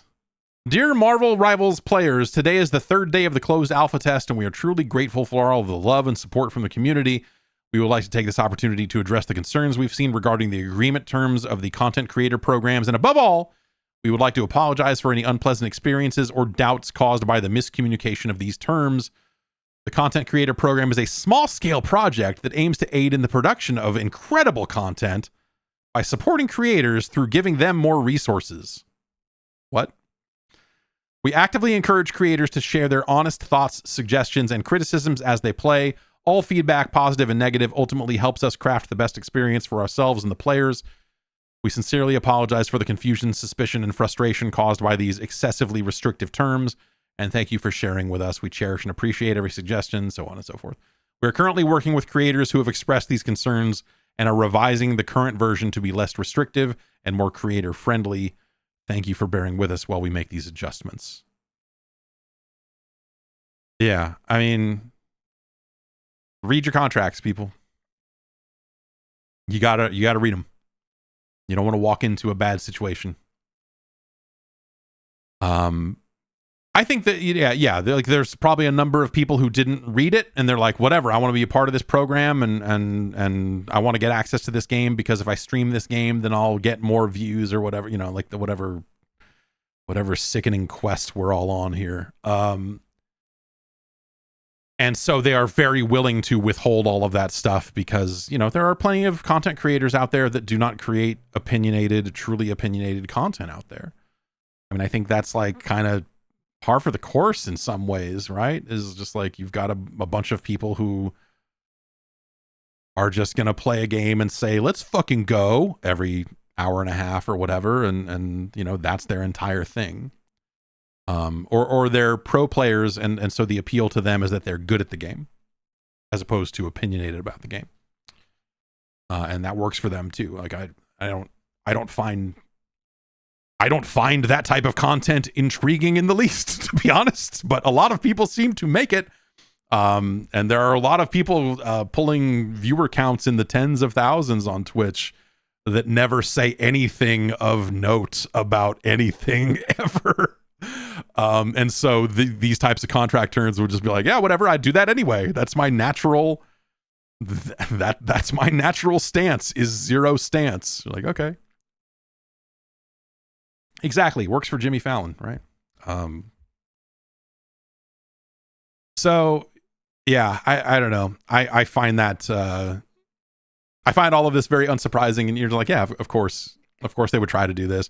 But because it leaked out, now they have to kind of walk it back. But like, this isn't, I don't think the FTC gets involved and slaps anyone on the wrist over this. I think that this is just as long as they're disclosing where they got the key from and whatever else, then the rest of it is kind of, whatever. But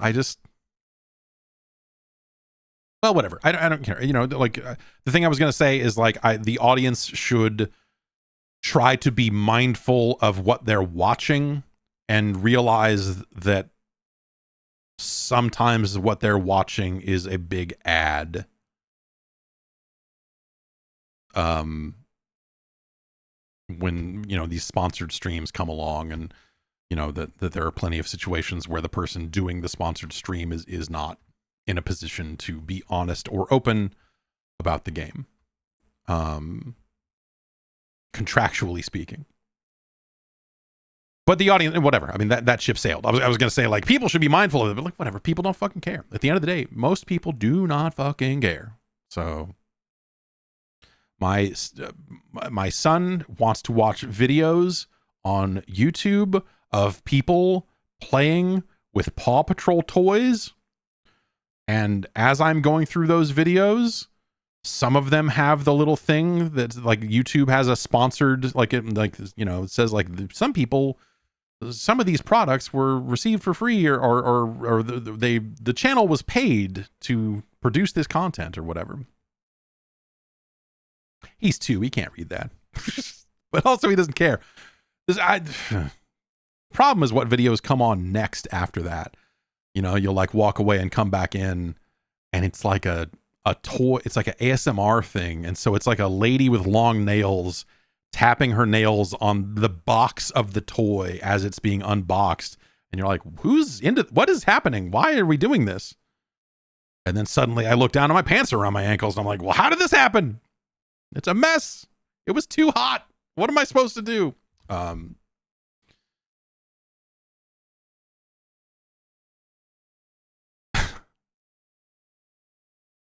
Remember that story that Warner Brothers was like Adult Swim Games was getting out of, or they've already gotten out of the games business, really, but that they were sending notes to developers that had worked with them in the past, basically saying like, hey, we're shutting your game down, we're going to pull it off Steam, just want to let you know, your rights revert to you, you can put it back up if you want, like whatever. But like, hey, we're getting out of this. We're cutting this entirely, and that's going to result in your page being unpublished. And there was some definitely some backlash around that. GamesIndustry.biz is reporting that Warner Brothers has instead decided to file what sounds like very minor pieces of paperwork to instead transfer those Steam pages over to the developers, or if there's a new publisher involved or what have you, to kind of do the right thing and prevent those games from just getting pulled down completely. This seems like an easy win for them in a world where they are increasingly seen as anti-consumer, bad people, whatever you want to throw at Warner Brothers Discovery these days. It seems like it fits. This is something that seems like, hey, congratulations, you've fought the internal fight. Like someone inside of Warner Brothers is actually a hero on this front, because they fucking pushed it hard enough, long enough to actually get it over the line and say, no, this is the right thing to do. Like, people are shitting on us. And people shit on us every day, but like at least we could sidestep this one shit by doing this very easy thing. Just give me a lawyer in an hour and we'll just drop a contract that'll generically and well, whatever it is. So this is individual developers are reporting this. This isn't something that necessarily seems like a blanket statement. So we don't necessarily know if this is everything, but the developer of Small Radios, Big Televisions, as well as the developer of Duck Game and Super Mega Team, both heard that the games will not be delisted, and the store listings will be turned over to them, the developers, so that they can continue to run it, which is great. That's the right answer. Congratulations to everyone who, I assume everyone who had to push way harder than you would think to get someone to get this done. Good. A rare bit of good news. A rare bit of good news in the news. And EA is looking to put in-game ads into games. Again, they've done it before. You remember Burnout Paradise had those billboards. In-game advertising is an idea that comes and goes every decade or so. Someone goes, wait a minute. But this isn't really, I don't know, this doesn't sound like a fully formed plan. This is just something that was part of a Q&A in EA's latest earnings call.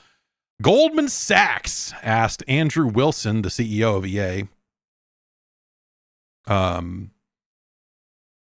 about dynamic ad insertion in traditional AAA games. This is according to tomshardware.com.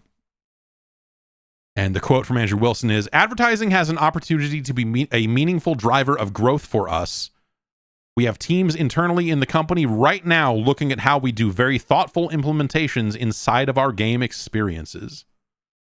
So, I assume that there's always someone looking at this and someone thinking about doing this, and maybe they will come to the conclusion that it is not worth it, or maybe they will find a way to make it work. But I do think that the idea of games going from $60 to $70 plus whatever DLC gets sold, to then on top of that be like, we're also going to put ads in it.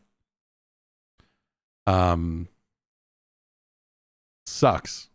I would also say alongside that I think that a lot of EA's sports IPs are very natural fits for in-game advertising, because when you think about the types of things that EA is trying to replicate when they approach their sports games, sponsorships and advertising is extremely a part of the NFL broadcast experience.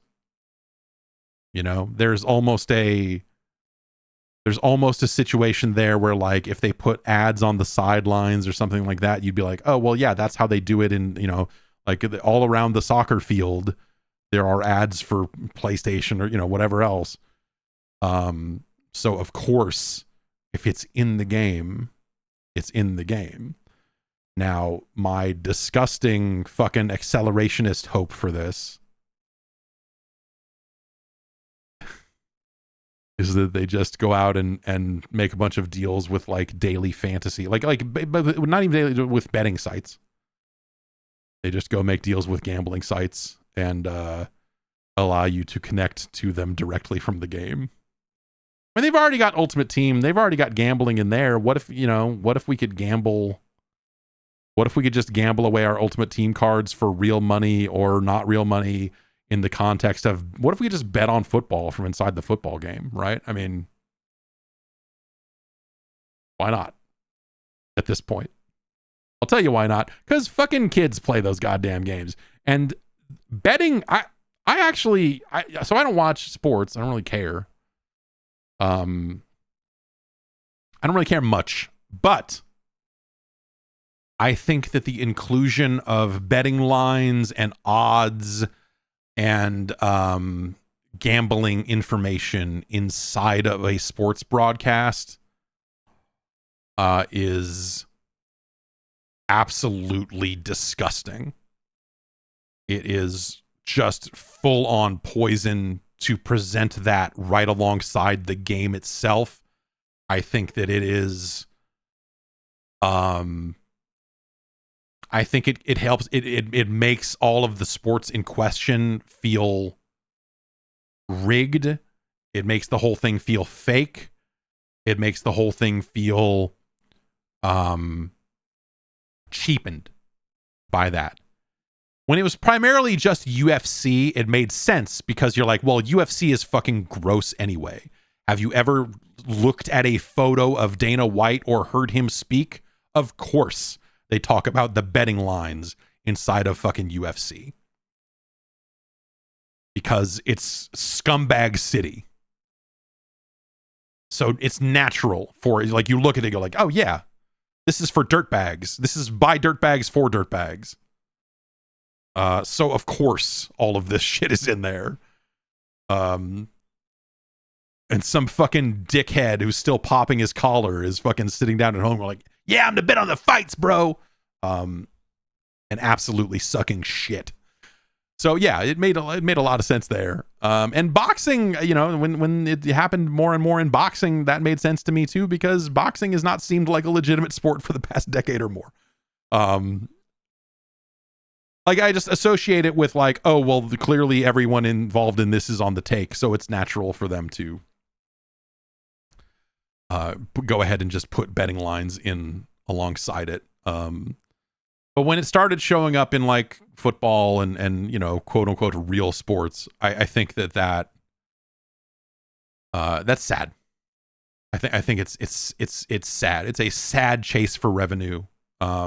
And I don't really have a problem with like betting existing or anything like that, you know, like the idea of betting on football, the idea of betting lines existing and whatever else. Like, I'm not necessarily opposed to that, or like the fantasy sports stuff that happens. Like, you know, if you want to do that, do that. I just think it needs to have a level of separation, ethically, you know? Like, there just needs to be some real separation between like the league, its broadcast partners, and gambling. And so when all of that stuff comes together, I think it's gross. It's gross.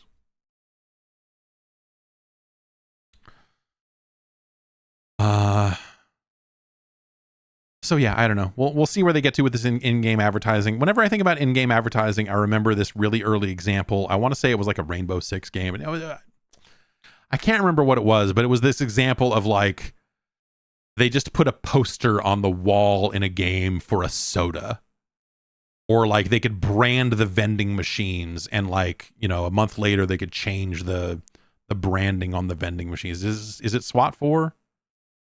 Was it SWAT 4? Yeah. I mean, Rainbow Six Vegas had that one. That was like that was less of an in-game ad and more of an in-game sponsorship. Ones that are like dynamically updated. Yeah, SWAT 4. I think it was. Yeah, you're right. I think it was SWAT 4.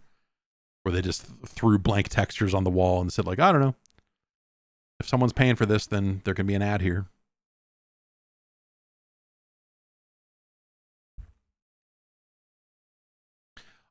That's, I guess, another thing that I don't necessarily have a huge problem with, where if the integration is done right, I think my problem is with dynamic ads specifically in games, where you've got like texture on the wall that updates or whatever, where it's this really kind of shitty integration of just like, oh, I don't know, like, you know, there's a rectangle here and it could be an ad for your movie, or it could be an ad for a soda or whatever. Here's the size of it. We just need an asset to drop in there and it'll run. But when it's like, hey, the fucking Nokia logo is on the in-game phone inside of Tony Hawk or whatever, I never had a problem with any of that stuff, per se. Like, oh, we got a Jeep sponsorship, so it's a real Jeep in this level that you're grinding on. Like, okay, sure. I want it to be something that's like, you know, that fits and makes sense in world, like advertising, you know, and real products.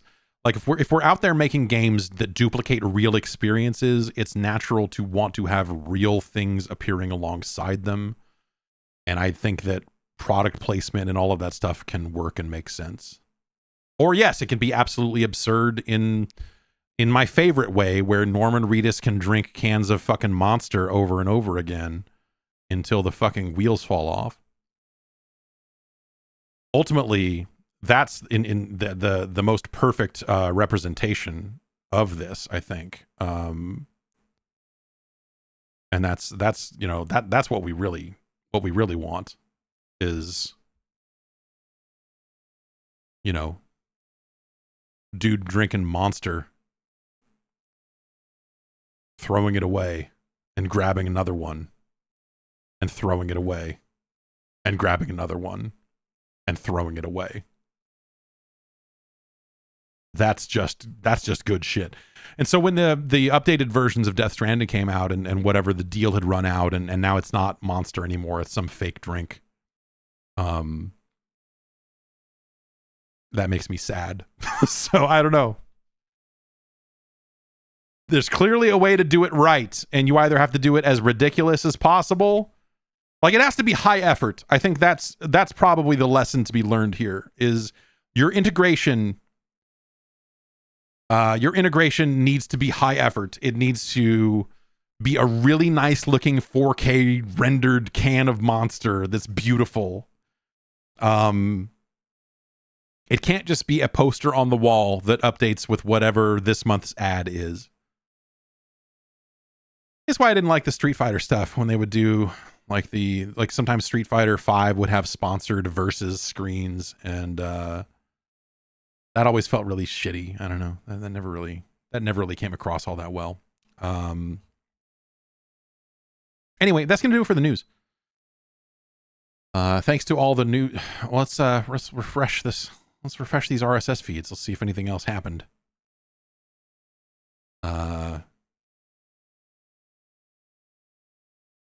I guess is Google announcing? Google is announcing a bunch of shit. And that's about it. Google will let you create personalized AI chatbots. No thanks. Google is building Gemini Nano AI right into Chrome. No thanks. Google's Gemini can build an entire vacation itinerary in a matter of seconds. Who the fuck needs that? Oh, I gotta plan my vacation. Who the fuck can take vacations?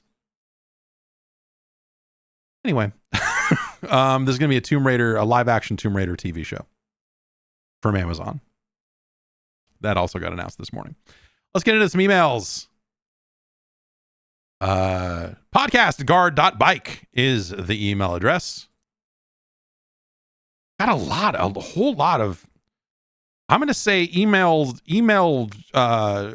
were up 5x this week. And so I have not made my way through all of them, but I will over the coming weeks. But this most recent one from Grant will just take sight unseen. Says, is this the worst console generation so far? And Grant says, what is wrong with gaming? I have barely played anything in years. When every other generation I was so hooked. From the SNES to the 360, it felt like we had so many tentpole releases. The PS4 generation was a little bit light on them, but it still had some crackers. But so far, nothing has stood out for me this generation. Am I just too old now? Is it time to find another hobby? Because it really feels like everything is being made for a new generation that loves cash shops and not games. Though that said, if Sony keeps releasing boring third-person action-adventure games, maybe I'm just tired of it, as they still seem to sell. This is, I've received some version of this email quite a bit lately. And let me tell you about a little game called Tom Clancy's Ghost Recon Breakpoint. No, it's a little bit of everything. Gaming is changing. Someone asked me recently, are we headed for another crash? And no. We're certainly not headed for another crash, because if you take the game industry as a whole, it's a very big and very diverse place, meaning a lot of money is being made on phones, a lot of money is being made on consoles, and like the spread of where games exist has grown to such a degree that the industry as a whole is unlikely to crash. That said, it's changing all the time. And it's entirely possible that games have changed in a way that they are no longer appealing to you. And I think that's sad, but I think that's okay. And I think in some ways that could be healthy. And in some cases, it's a sign that like the types of players and where they play is shifting. This is, I think, the miasma. This is the fucking muck that Xbox is trying to figure out.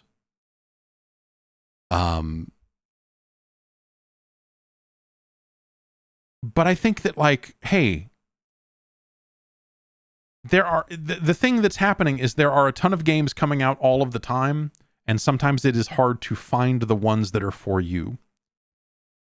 And I don't really know what the right answer to that is. How to find, because so I just as an example, but to general, actually, I will generalize here, but it's Mini Shoot Adventures was the most recent example of it. But in a general sense, and this goes back years, not just the last 2 years that I've been doing this on my own.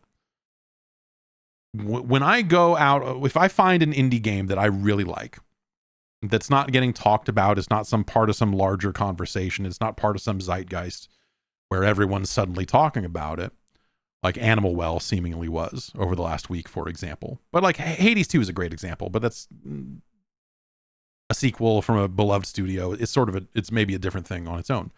But Mini Shoot Adventures is a great example of like, I talked about it on the podcast.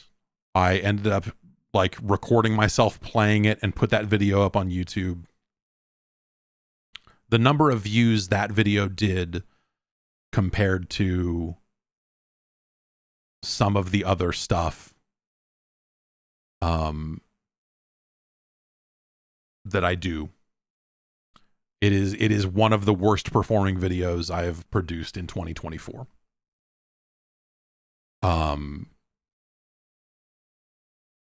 You could maybe argue that like I covered it a month after launch, and so perhaps I didn't like get in on whatever wave of hype there was around launch, but I didn't hear about it at launch. So it didn't seem like there was some big wide wave of people talking about it.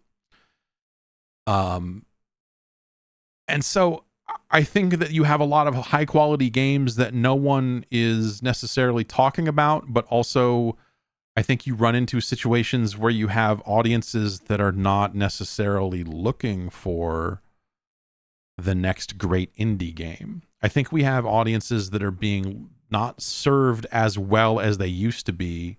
And it's because, okay, point being, the thing that a lot of people say is like, what are you talking about? There's so many games out all the time. You need to get a PC. You need to get a Steam Deck. You need to be playing more indie games. Like, tell me you don't play indie games without telling me you don't play indie games. Or whatever, you know. And I agree. There are a ton of high quality games coming out all the time. But sometimes you miss the big goofy stuff. The big smashy, expensive AAA clusterfucks. Or AA, you know, whatever. And that doesn't exist. People talk about, oh, well, indie games are coming up to fill that gap and whatever. No. Like, that's an entirely different thing that has, like, in some cases, a different generational appeal. And I think that's where we see someone like Grant, who says, you know, been playing since the Super Nintendo. I think some people are perhaps aging out of it, or finding that like the indie games aren't necessarily filling the void the way that they do for some other people. And I don't know what the answer is there.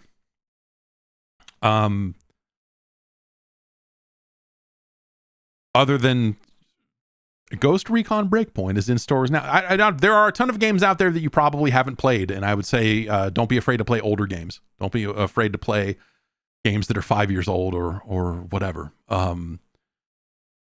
But yeah, I also like, hey, sometimes it feels like, and I've talked about this, that the game industry I grew up with doesn't exist anymore. You know, that's fine. Things change. But it feels like that industry kept going all the way through the 360 and all the way through the PS3. And then around the time of the PS4, the bottom started to kind of drop out a little bit from those bigger games. And then, you know, we have some rough launches from Microsoft, and Sony seems like that they've really gone down this path on their, you know, the stereotype of what Sony is doing. The, you know, our sad dad, third person, grim, dark,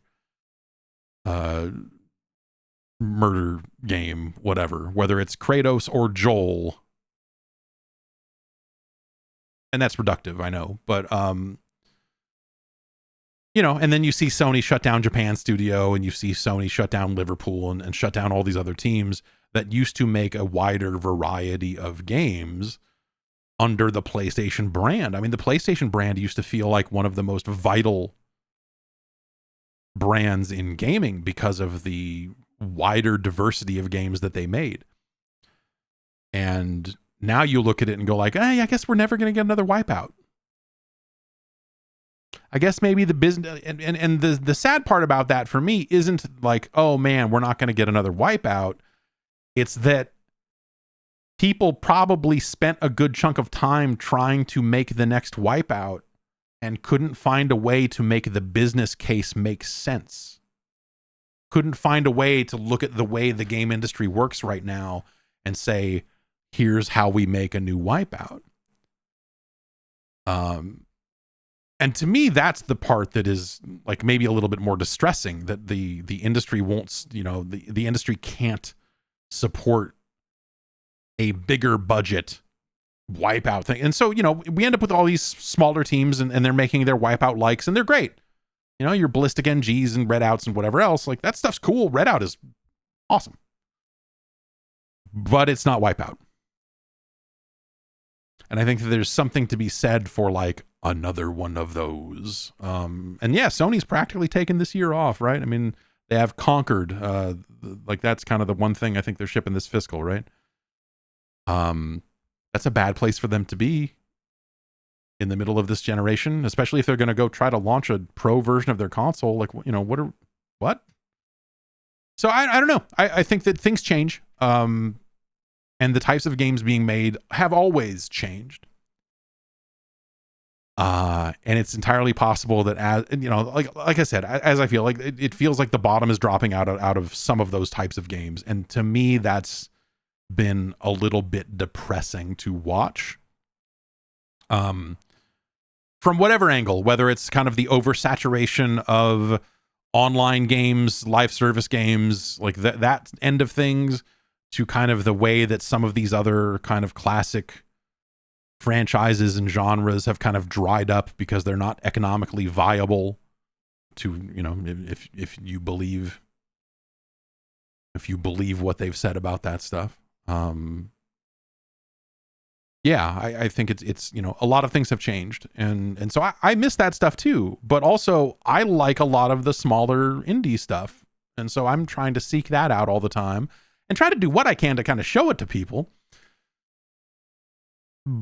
But also it doesn't seem like that there's always a massive audience for that type of content. And so that's kind of a weird thing. It's a weird catch-22 to be in, of like, well, you know, I want to tell people about this stuff, and maybe the podcast is the right venue for that, and whatever. Like, well, whatever. I'm not relying on YouTube views. I don't really care. Like, I'll put up low view YouTube views all day long because this business is run by Patreon and other means. You know, this is not something where I'm reliant on being like the next great YouTube man. I'm giving away 50 cars, and please go organize my cookies in the store. Please. Like, that's not the business, thankfully. Um, if it got there along the way, then fucking sure, whatever, right? I mean, but you know, at the end of the day, I want to reach as many people as possible. You know, and tell them about games that I think are important, and tell them things about games in the game industry that I think are worth hearing. Action 52, for example. But seriously, that Action 52 video did much better than Mini Shoot Adventures. And, you know, it's not impossible to suss out why that's the case. But at the same time, like, you know, it kind of just further chalks up to, like, it's really hard to get the word out about your indie game when you're making it, when you're publishing it, all that sort of stuff. And that's to me sounds terrifying.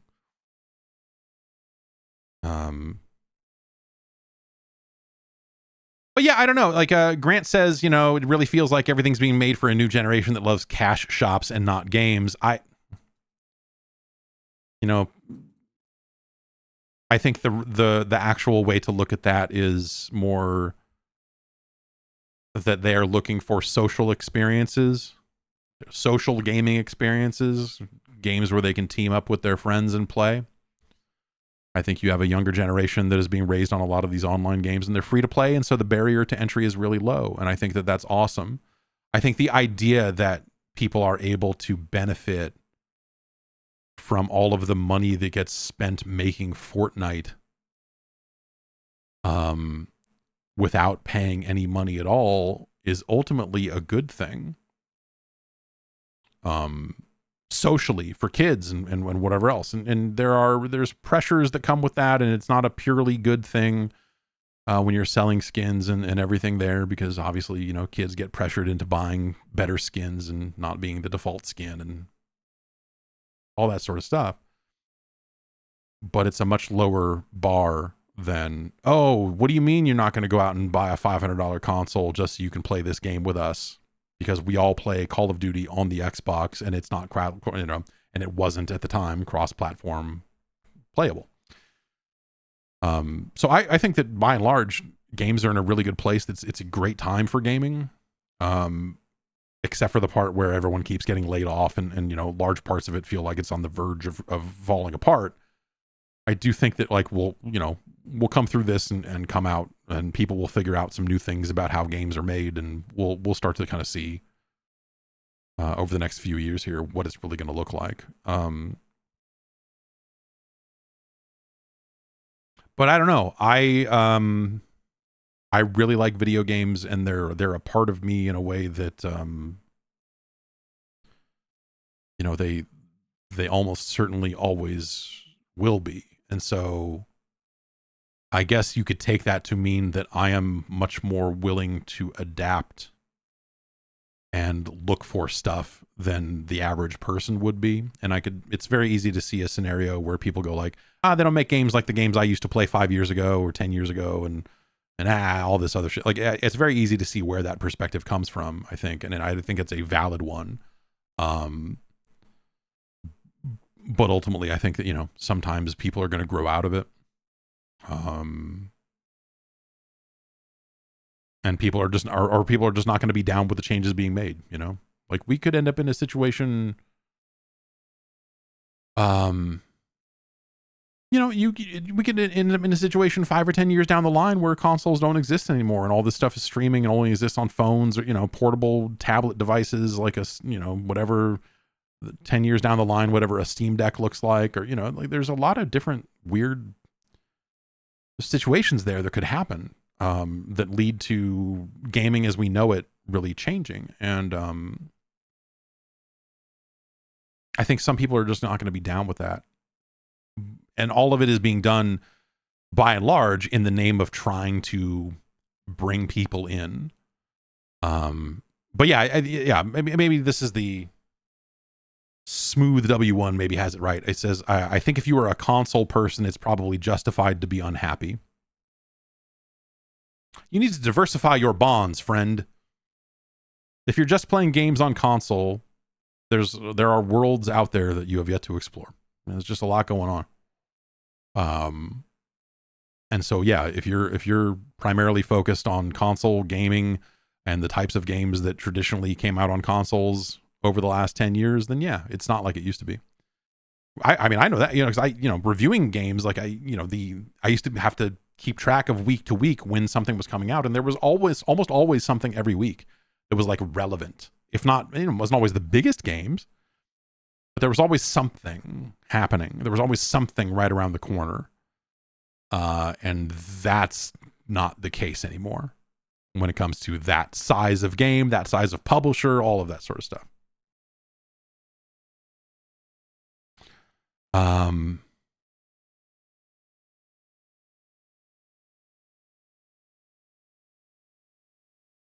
Paul writes in and says, 4K ruined video games. 1080 is a great resolution for games. The consoles could be doing so much more if they wouldn't always strive for 4K.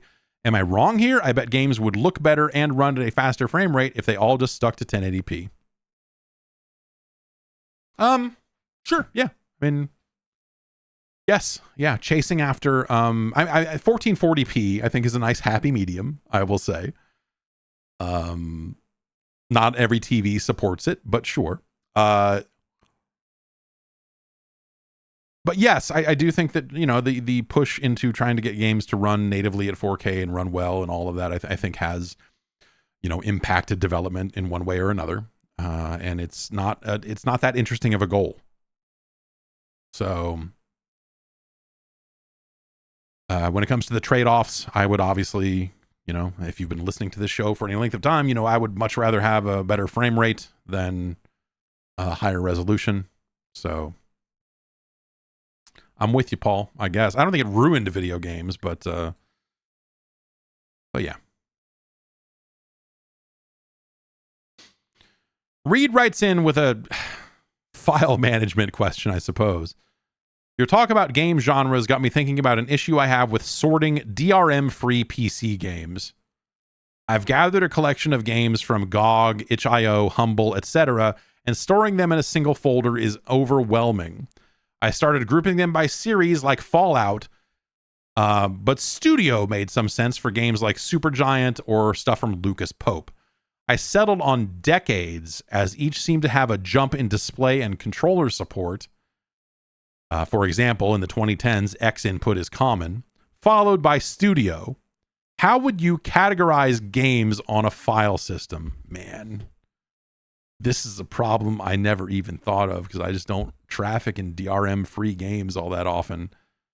Like, I install them where I install them. I have a Steam directory on my D drive, and they all go there. I have the Epic directory is also on my D drive, and it all goes there. It's a 2 terabyte drive, and I just install it and uninstall it, and I use the applications to do the sorting. But in a scenario where you're going with these DRM-free games, I would probably keep it. So what you want is to be able to find them quickly. And so with that said, I would probably just leave them all in one directory so that I could open up the directory and push a letter on the keyboard and it would scroll right to that part of the directory and I would be right there where I need to be.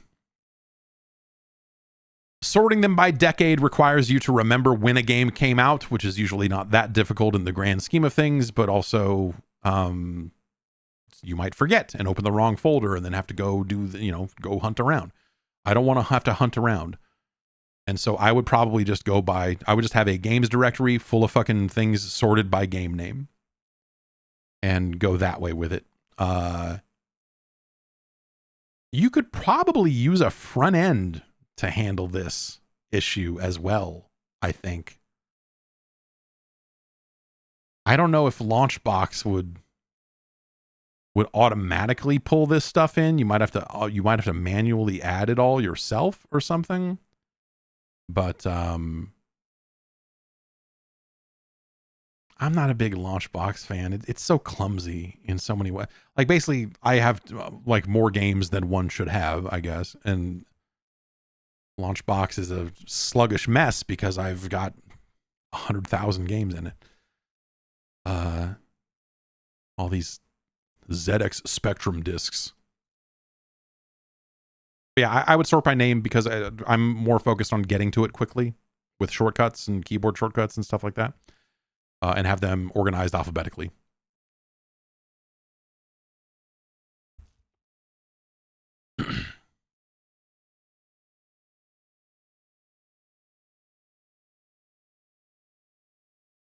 Let's see.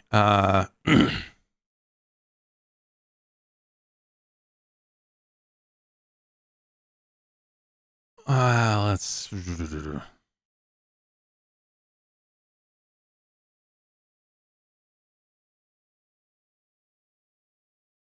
Yeah, this someone wrote in here. Quinn wrote in and said, after this week's news of Microsoft shutting down 4 studios, it really just adds fuel to my feelings of trying to make games right now sucks. I'm a fairly new developer that has worked at or with a number of big M studios. I assume that means Microsoft. I've been out of work for almost 8 months, struggling to find even mid-level positions with all of the studio closures and the sudden influx of other people looking for work. Luckily, I have some side things and a family who have helped with rent, but as someone who's spent a large chunk of their life trying to get into the gaming industry, it really sucks right now. I don't understand how these companies can post record profits but cut so many studios and projects. Do you see any hope of the mid-tier game anymore? I think we come out the other end of this and there is room for a mid-tier game, because I think there has to be. I think that is, in some ways, has to be the way forward, is finding ways to get these mid-tier games over with the game buying public. And finding ways to curate this stuff properly and get it out in front of people more intelligently, in ways that help people find the good games. That's something that a lot of the console storefronts are notoriously terrible at right now. They're getting flooded with bullshit all the time. Every week, it feels like there's 9 more games that would be shitty on phones magically popping up on the PlayStation storefront. There are games on the Switch storefront. I heard the new scam on the Switch was to constantly change the release date of your game and release it and unrelease it over and over again, so it constantly looks like a new release.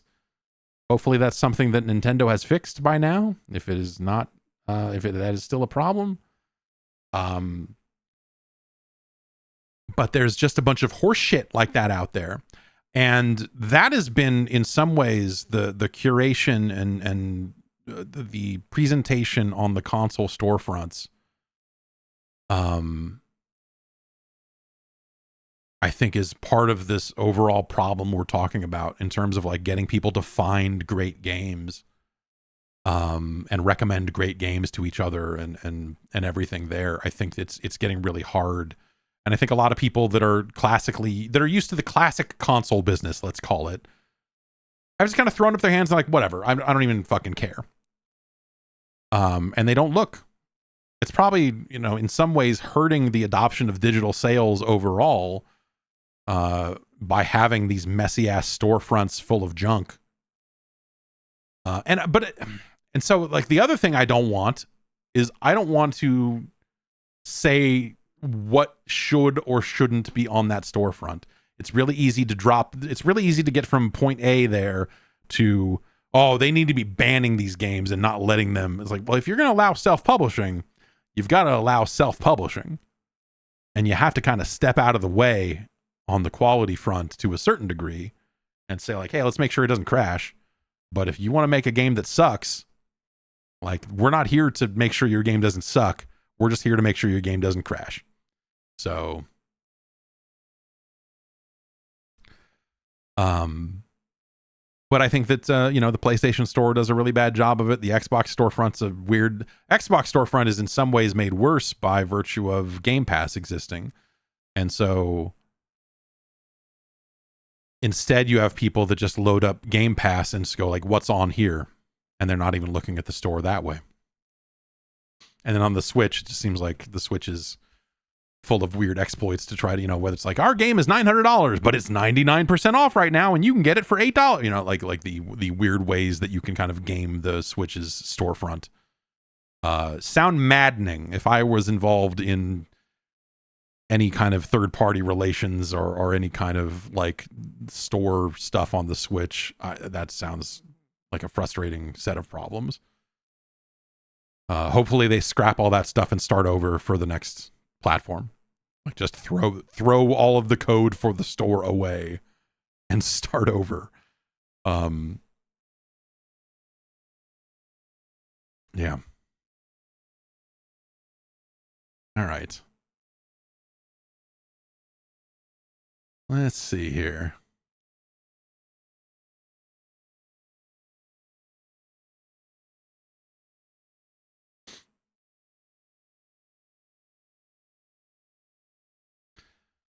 Chrono writes in and says, listening to today's podcast, I assume this is from last week. The discussion around Microsoft layoffs has me thinking the conversation around how terrible game publishers are seems like it's getting more and more intense every time it happens. Every time a major layoff is announced, it seems like more and more people are very much on the wow, these companies are trash side of the aisle. The money question aside, how long do you think this will continue before we see a large influx of new, smaller game devs and publishers? Indies are obviously not a new concept, but it feels like we're due for another round of screw these guys, we can start our own to perhaps reset the landscape. It certainly seems feasible as long as they could find funding, especially given the nature of game development and many people's willingness to follow quote unquote former blank studio devs here to a new project based on their previous work. The funding part is the funding part is the bad part, right? I mean, the money's not there right now. And so you even have studios like, kind of as all those people left Blizzard and launched a bunch of studios. Was it Lightforge? Was that the name of it? Like where like even some of those studios are having trouble. And so the whole like, hey, we're developers X, Y, and Z. I'm employee number 6 at this renowned studio, and now I'm starting a new thing. Like, yes, there is funding, but not the way it used to be a few years ago. And so it's harder to get funding. And so the thing that holds a lot of people back from starting their own thing, like if we really want to like pull a few steps back and try to root cause it a little bit, it's universal healthcare. People need to work in order to have healthcare. And so that means they can't always take the chance on themselves that they want to take because they have to take a job so that they can have healthcare. And so in a lot of these situations where someone could go out and start their own thing, they're unable to because they can't get the funding. If they could get the funding, then they would start a proper company and they'd be able to get the healthcare. Like, they'd be able to start a team and do all of that. But that's not there. And that's a big risk. And so because they need the healthcare, sometimes they will end up having to take a job somewhere else. And so like, that's a huge fucking problem that you could solve here in the States anyway, if the healthcare situation was improved. I pay healthcare for a family of 5. It is fucking crazy. If I had more employees, then I could start a healthcare plan, a company healthcare plan, and it could be, it would be discounted because we'd be on some kind of larger, like, oh, there's 10 of us, so that means we can give you guys a deal and all of that. It's prohibitive for sure. And so that is something that I think, that holds back art of all kinds. Obviously, I don't think that's not just video games, but the healthcare situation, I think, is really a big limiting factor for a lot of folks. But yeah, it's the part of it is hey, do you have a team of people? Do you have a team of renowned developers that are a name already that you can use to get funding? They already have a good pitch project. Like, we're seeing experienced developers that have shipped products before, but might not have enough money from the previous project to get the next one out the door, having trouble finding funding to get their next thing over the line. Like, it's hard,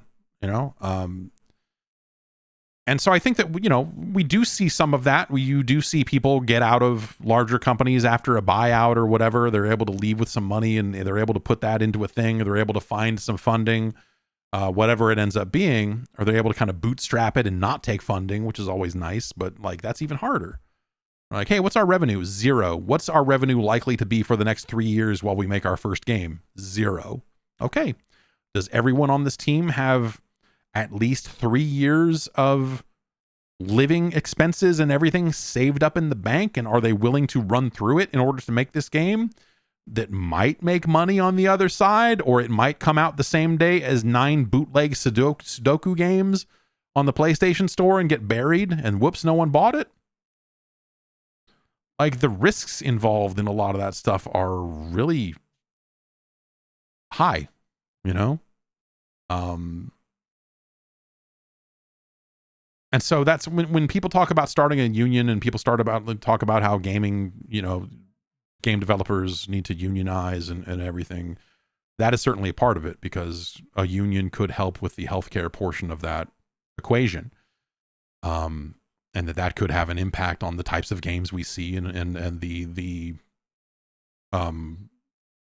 possibility of more developers starting their own independent productions.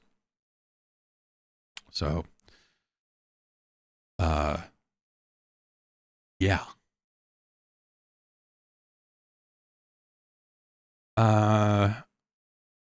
Is Sony going to publish another PC game? Asks Chris.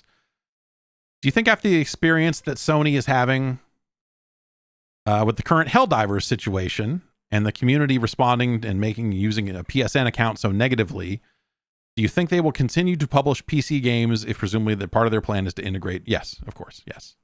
They will. Yes. Did you see that they seemed to pull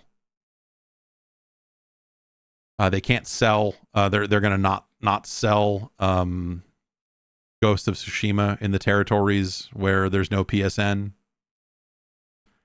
The thing that they have to do, and this is probably a time-consuming thing for them because it's a legal process and they'll have to get lawyers involved and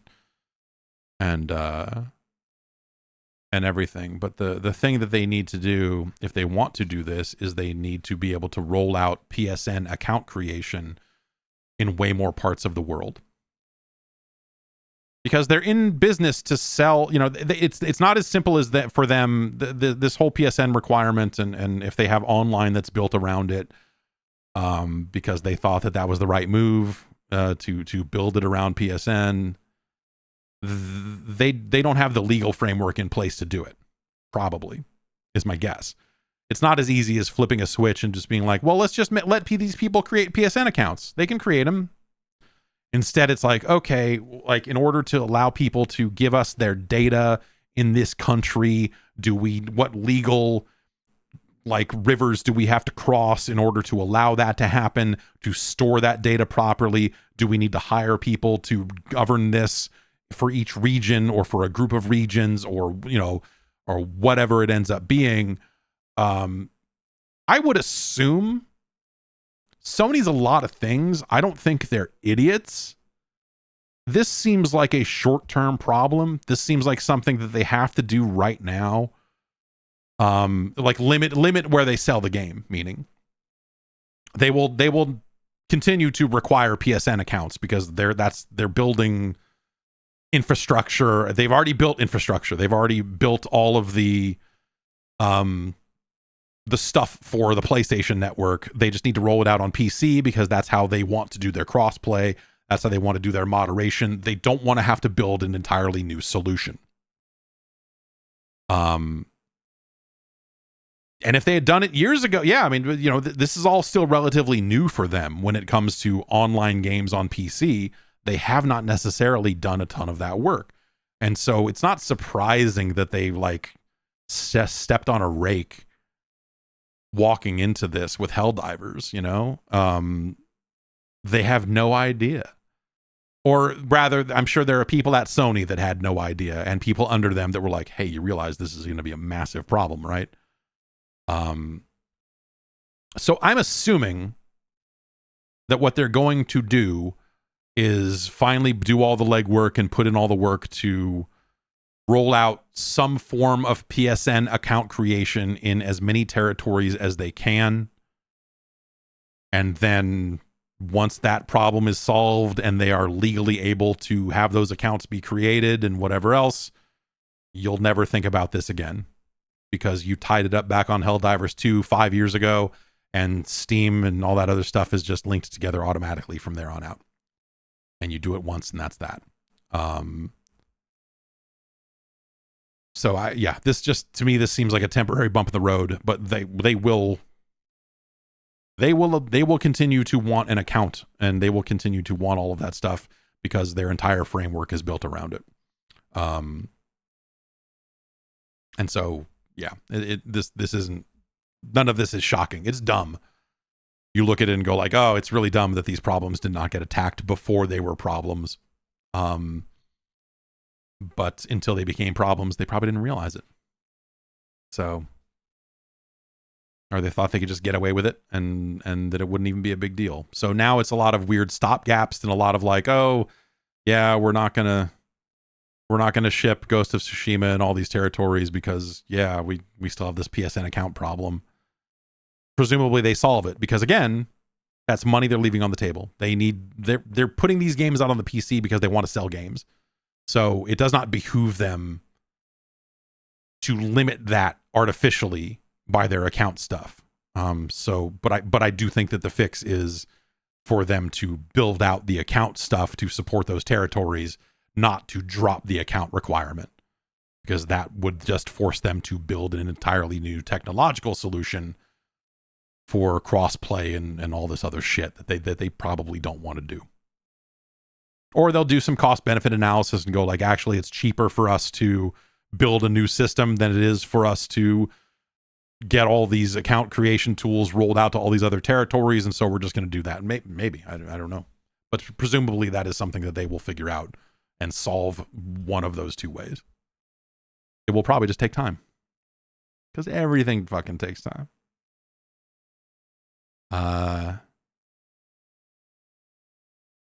Let's look at a couple more fresh ones that just came in here.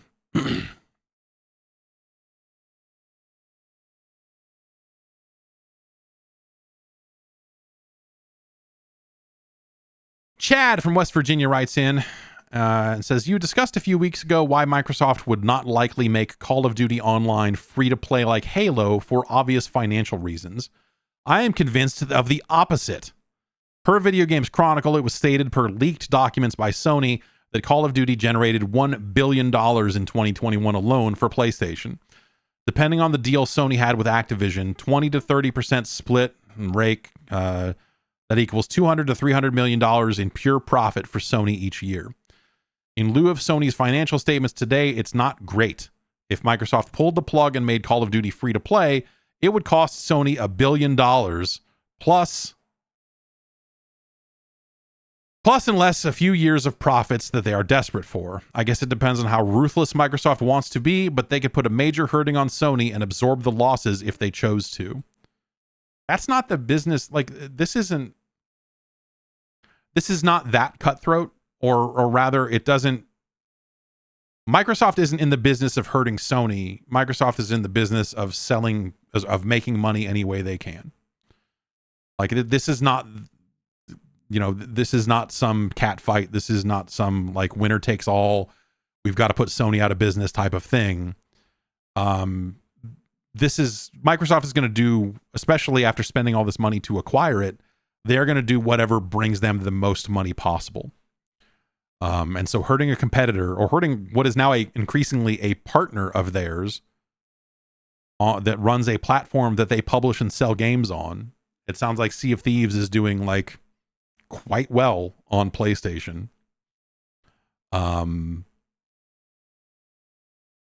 There's very little reason at this stage for Microsoft to try to just be vindictive and fuck over Sony. Also, keep in mind that if they made Call of Duty free to play across the board, presumably some of that would funnel into microtransactions and skin sales and whatever else. Maybe they would make it up on that end. Not all of it, but probably some of it. They would still get paid on skins and everything else. It's not just like all that money walks away. But no one in that scenario, like, no, again, Microsoft increasingly is viewing these other platforms as potential business partners. And it's entirely likely that they continue, at bare minimum, they will continue their multi-platform strategy the way they have been doing it, and they will assess games as they age and decide to bring them over to other platforms. But I suspect that that end of this will accelerate. If you look at the seeming success of something like Sea of Thieves, and if you look in a scenario where Microsoft is already putting its biggest games onto the PlayStation, they're going to pick up the pace on this stuff because the biggest games are already there. Call of Duty, Minecraft, like that stuff's already on PlayStation. So what does it matter if Hellblade 2 is a console exclusive? Is that going to... How many people are like buying Xboxes or signing up for Game Pass exclusively because they want a copy of Hellblade 2 or they want a copy of Fable or Perfect Dark or whatever? They're slow playing a multi-platform strategy that I just instinctually I seem to think that they will go deeper into that and faster onto other platforms as things go. I don't think they're going to back away. Now, mind you, if they magically put out a new Xbox in a couple of years and for whatever reason it caught fire and sold a ton and they were outselling the PlayStation and they were the dominant platform all over again and everything else, like, hey, they might pull all that stuff back and stop doing it. If it made, they'll do whatever makes the most business sense at the time that they have to make those decisions, right? And they'll revisit those decisions when it makes sense to do so. So just remember that as a company, they're out there looking to make a lot of money, period. That's it. If they feel that they can make more money by keeping their games on Xbox, they will do that. But right now, clearly, they don't feel that's the case. And I expect things will stay that way. And so they will lean further into a multi-platform strategy. That's my thoughts on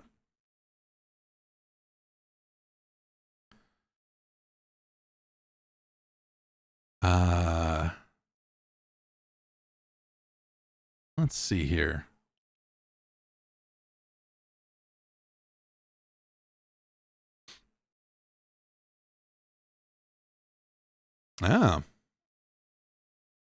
Eric writes in and says, I work on the Apex playtest team and thought I'd point out that Apex just launched a new solos mode.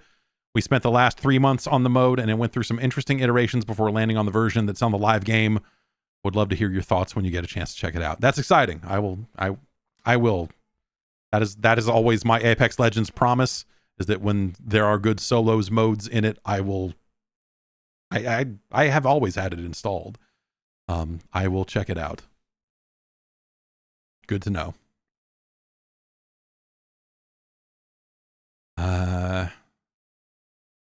Brody from Lafayette, Indiana says, what's the best golf video game? Man, I don't know. I don't really keep current with modern golf. So if there's been a golf game in the last 20 years that's been amazing, I probably wouldn't know. I don't know. I think the most golf I played was probably that original black box golf game for the NES. But yeah, Sim Golf is great. I love Zany Golf, which appeared on a lot of computers. Neo Turf Masters is a hell of a game, but it's probably not the best golf game. I like the Hot Shots, or I like the games that Clap Hands makes. They just, yeah, they did a phone golf game recently.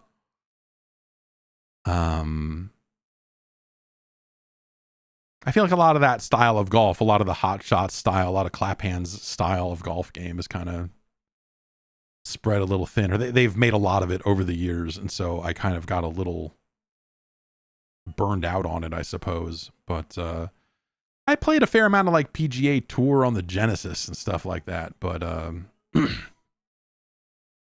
haven't exactly kept mega current with that stuff. Willie from New York writes in and says, I think the name of the next Xbox will be called the Xbox 7. Okay. Go on. Microsoft could justify this name by stating it's the 7th generation of Xbox. And then Willie's got a list here. Xbox, Xbox 360, Xbox One, Xbox One X, Xbox Series S, and Xbox Series X.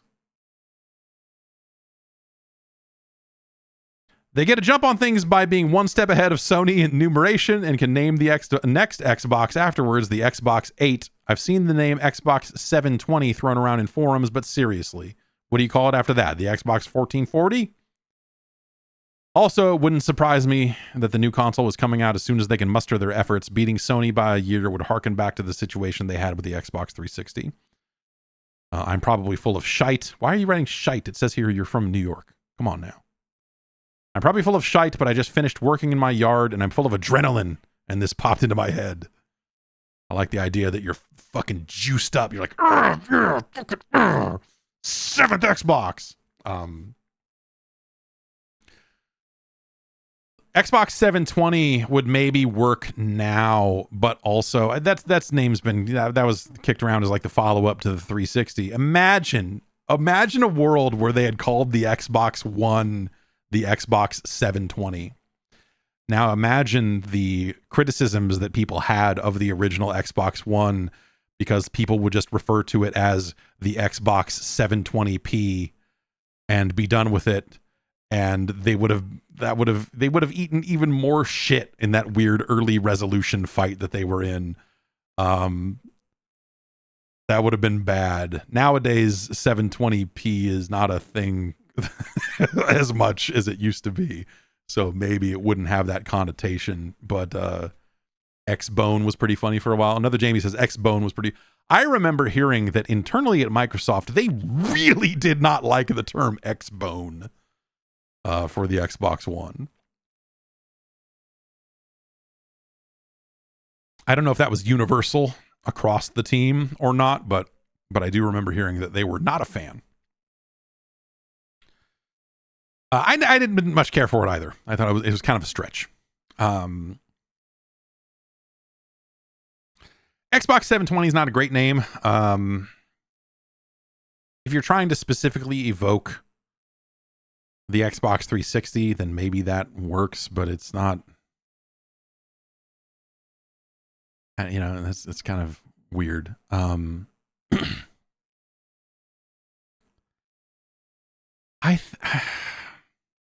think naming of new consoles at this point, I think I have fallen into the camp, especially with Xbox, because their numbering has been so all over the place.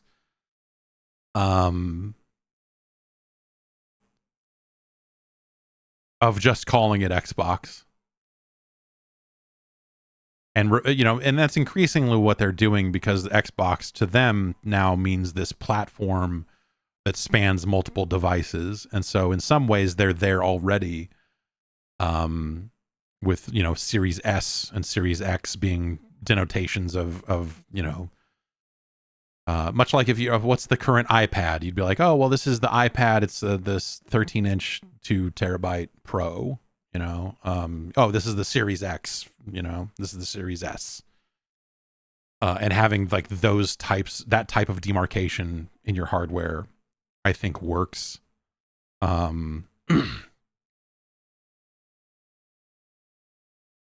It maybe gets confusing around launch because you've got some people that accidentally buy the old one or whatever. But if we're going to stay backwards compatible, and, you know, we're not going to have these massive architecture changes that might break stuff, then I think at some point, you know, the name after the brand doesn't matter as much. I think Sony's been nice and consistent, and so I think for them to stick with PlayStation 6, I think makes a lot of sense. But if we end up in a situation where like generations are, you know, and you see this with the launch of the Pro consoles and stuff, like what is a generation? What does it even mean anymore? It's you know, it's a weird set of names and conventions and whatever to begin with. But I don't know. I originally, when they were putting out the Series S and Series X, the thing I always said is they should, or actually even with the Xbox One, I think as far back as there, I thought that they should just call it the Xbox and just be done with it. But a lot of that depends on, you know, are you going to be able to get people excited about it? Will they be confused that it is just the older model or whatever? But if we're going to move to this situation where, you know, you've got different levels of power and whatever else, then at some point you're just calling it like, oh, here's the Xbox, here's the Series S, here's the Series X, and then here's the, you know, whatever the next one is. They just slap another letter on it, slap another mark on it. Call it the Xbox 2025. Who cares?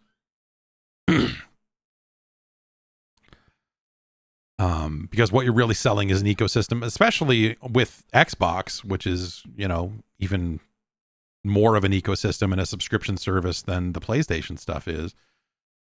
You could very easily just be like, oh yeah, get Xbox, so you can play Xbox Game Pass, so you can play Xbox streaming, so you can play whatever, and just do that. I don't know. I just don't think there's like a cool. I don't think there's a cool word you could write after Xbox or PlayStation that would like matter from a sales or marketing perspective that would be like, oh, wow. So unless you're just going to like really, really, really focus on Xbox as a brand, and as such, the console can be named whatever. This is our Xbox compatible device. It's the Dreamcast 2. There, that's what they should call it. Buy the rights to the name Dreamcast. Done.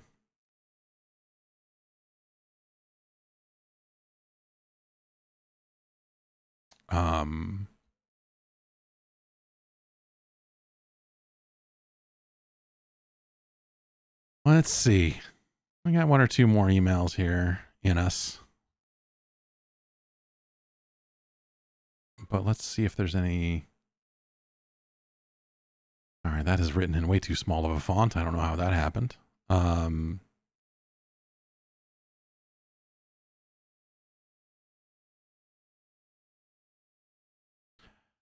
Ben in Cincinnati writes in and says, and asks, were Mad Cat's controllers really that bad? I'll just cut you off here and say, yes, absolutely. They were. Talked to some retail employees who had been around for a while, mainly about how the market for third-party controllers almost doesn't exist anymore. They said they basically killed it themselves by just being so poorly made to the point where you were literally at a major disadvantage if you got stuck with one. I personally was lucky to never have to deal with Mad Cats, but I want to know if you did, and were they really that bad? Yeah, PlayStation N64 era, for sure. Like, that stuff was terrible. Like, Mad Cats makes some decent, you know, they did some decent fight sticks. Back around then, there was like a window there where Mad Catz was making pretty decent stuff, and then now they got absorbed into whatever the hell corporate pocket they're in now. I don't know. I forget what happened. But yes, in the early days of especially the N64, when I think about third-party controllers, I almost immediately always think of the N64 because at launch, official controllers were really hard to come by because everyone wanted fucking 4 of them. And so at launch week, stores didn't have enough to keep up. And so I went into a store and to buy some games or whatever, and heard people at the GameStop or Software, etc., whatever the hell it was, trying to push all these garbage ass Mad Catz controllers onto unsuspecting customers. The story I always tell is that we were in there buying review games because, you know, it was holiday season, and they're like, oh, these games didn't show up for whatever reason, so let's go buy 20 games at the store. And, you know, people are in there buying all this N64 stuff, and the guy behind the counter is like, no, they use the exact same molds. Like, trying to tell this person, like, no, this is the exact same mold as the official controller. And I was like, I don't want to start a fight in the store, but no, they absolutely fucking do not.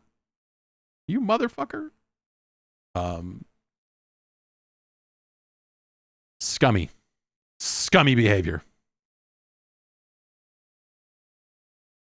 the Mad Catz controllers were very bad. All the third-party stuff back then, Interact, which I think Mad Catz bought Interact at some point. I don't know. There was a lot of really bad shit out there. A lot of really bad shit out there. But now, yeah, I guess you don't see as many. There are still third-party controllers, but some of them seem okay. And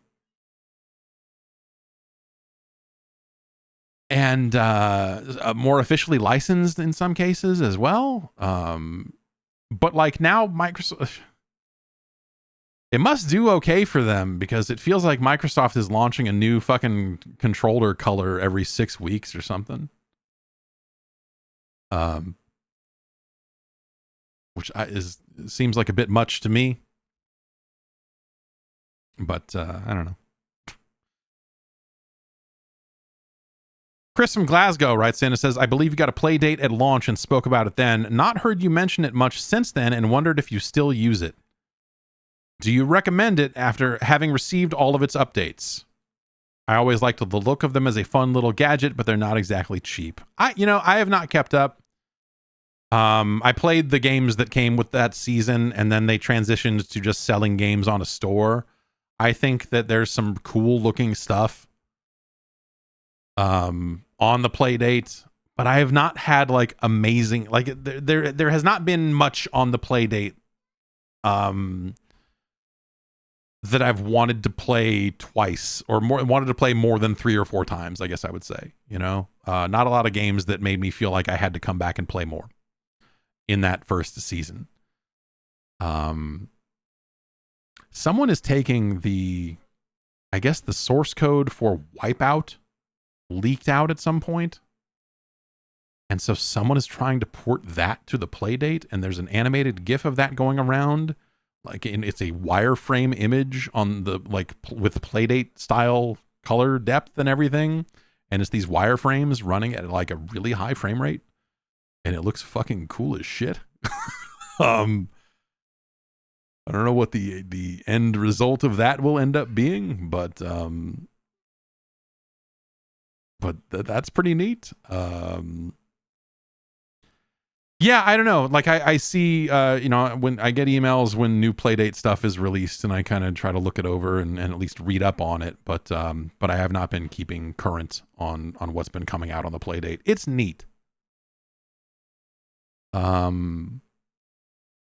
But again, I when I look at those games that came out as part of that first season, I didn't, they were not very sticky. I did not find myself coming back to them, and so at some point after I got my hands on all of those games, I kind of was like, oh yeah, Playdate, cool.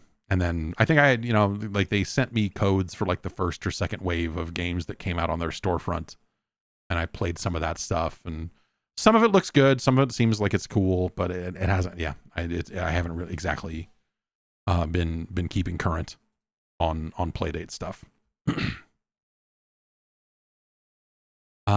Maybe we can get one more in here.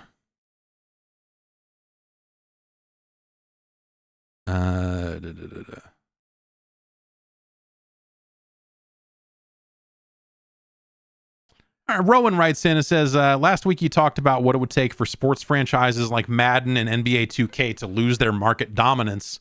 I feel the biggest chance we have at a shakeup within the genre would be Fortnite. Epic is constantly expanding what that game is, and if they were able to add some meaningful sports modes, that could have a real impact on EA and 2K's sales. Would love to know what you think.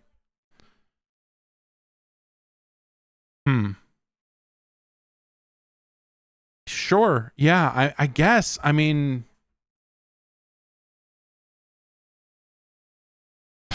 so I think that Fortnite tends to, they would skew in an arcadey direction. Like I don't think that Epic would ever go out of their way to make a simulation style football game 11v11 inside of Fortnite. And so could they make a football game? Yes, but I think they would make something way more arcadey that wouldn't necessarily appeal to people who want actual real football. that would be popular with kids. But also the other thing I think that would happen in that scenario, because these games do exist, like those games would probably also be licensed. Those games would probably have real football players and potentially even teams in them, which there is some kind of framework for that to happen within the licensing agreement for kind of non-simulation style games.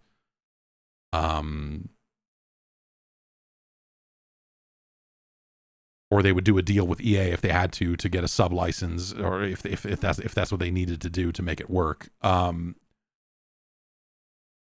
But sure, yeah. I mean, yeah, why not, right? But at the end of the day, I don't think that anything that was created within Fortnite, I don't think they would be chasing after the same thing that those, fully fledged sports games are going after. I don't think that they would produce a basketball game that is as realistic and nuanced as NBA 2K.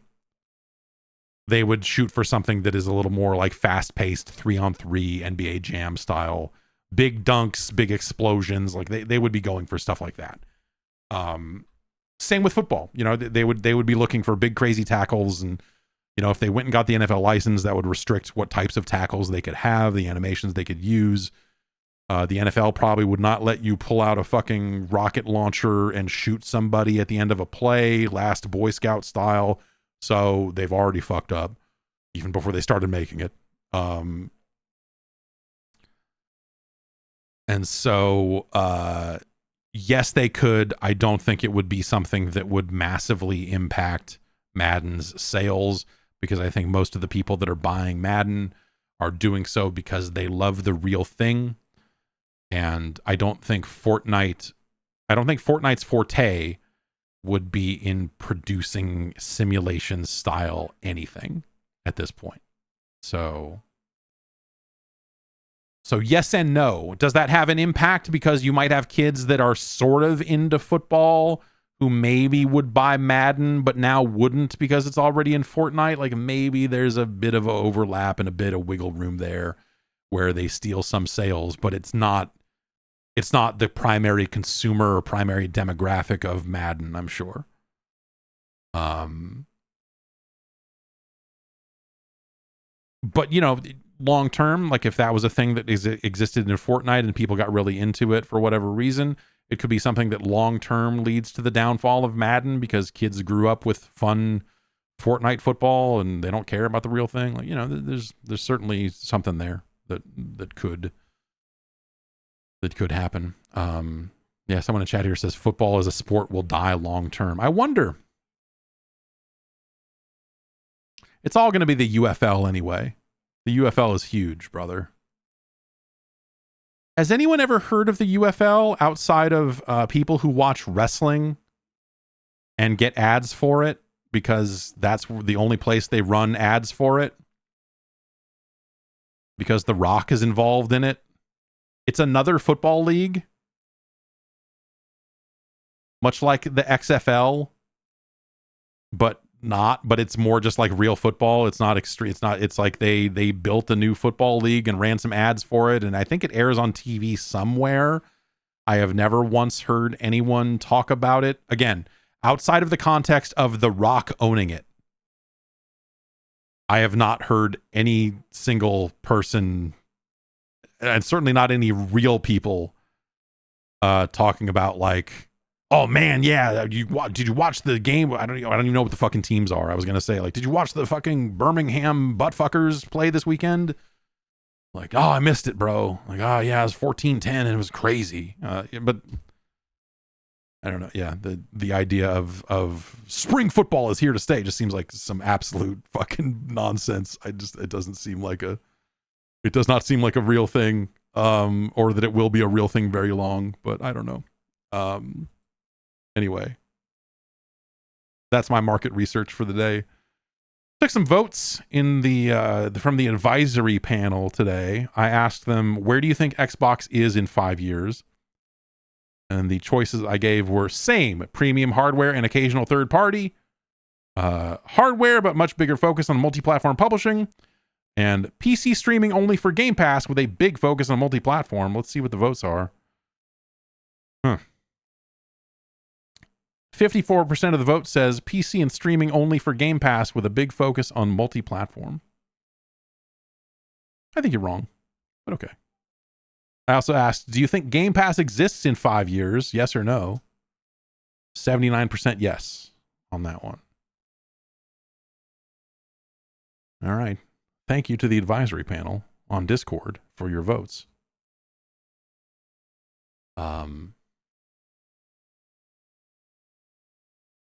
Yeah, man. Xbox is an interesting story.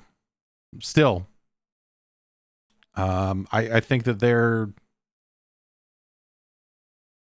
they've been in a really weird spot forever, and the spot keeps getting weirder, partially from seemingly their own doing, but also it's starting to feel like the bets they placed are maybe topping out and not getting as big as they needed them to be. And then maybe the impact that's having on the rest of their ecosystem is not all positive. So,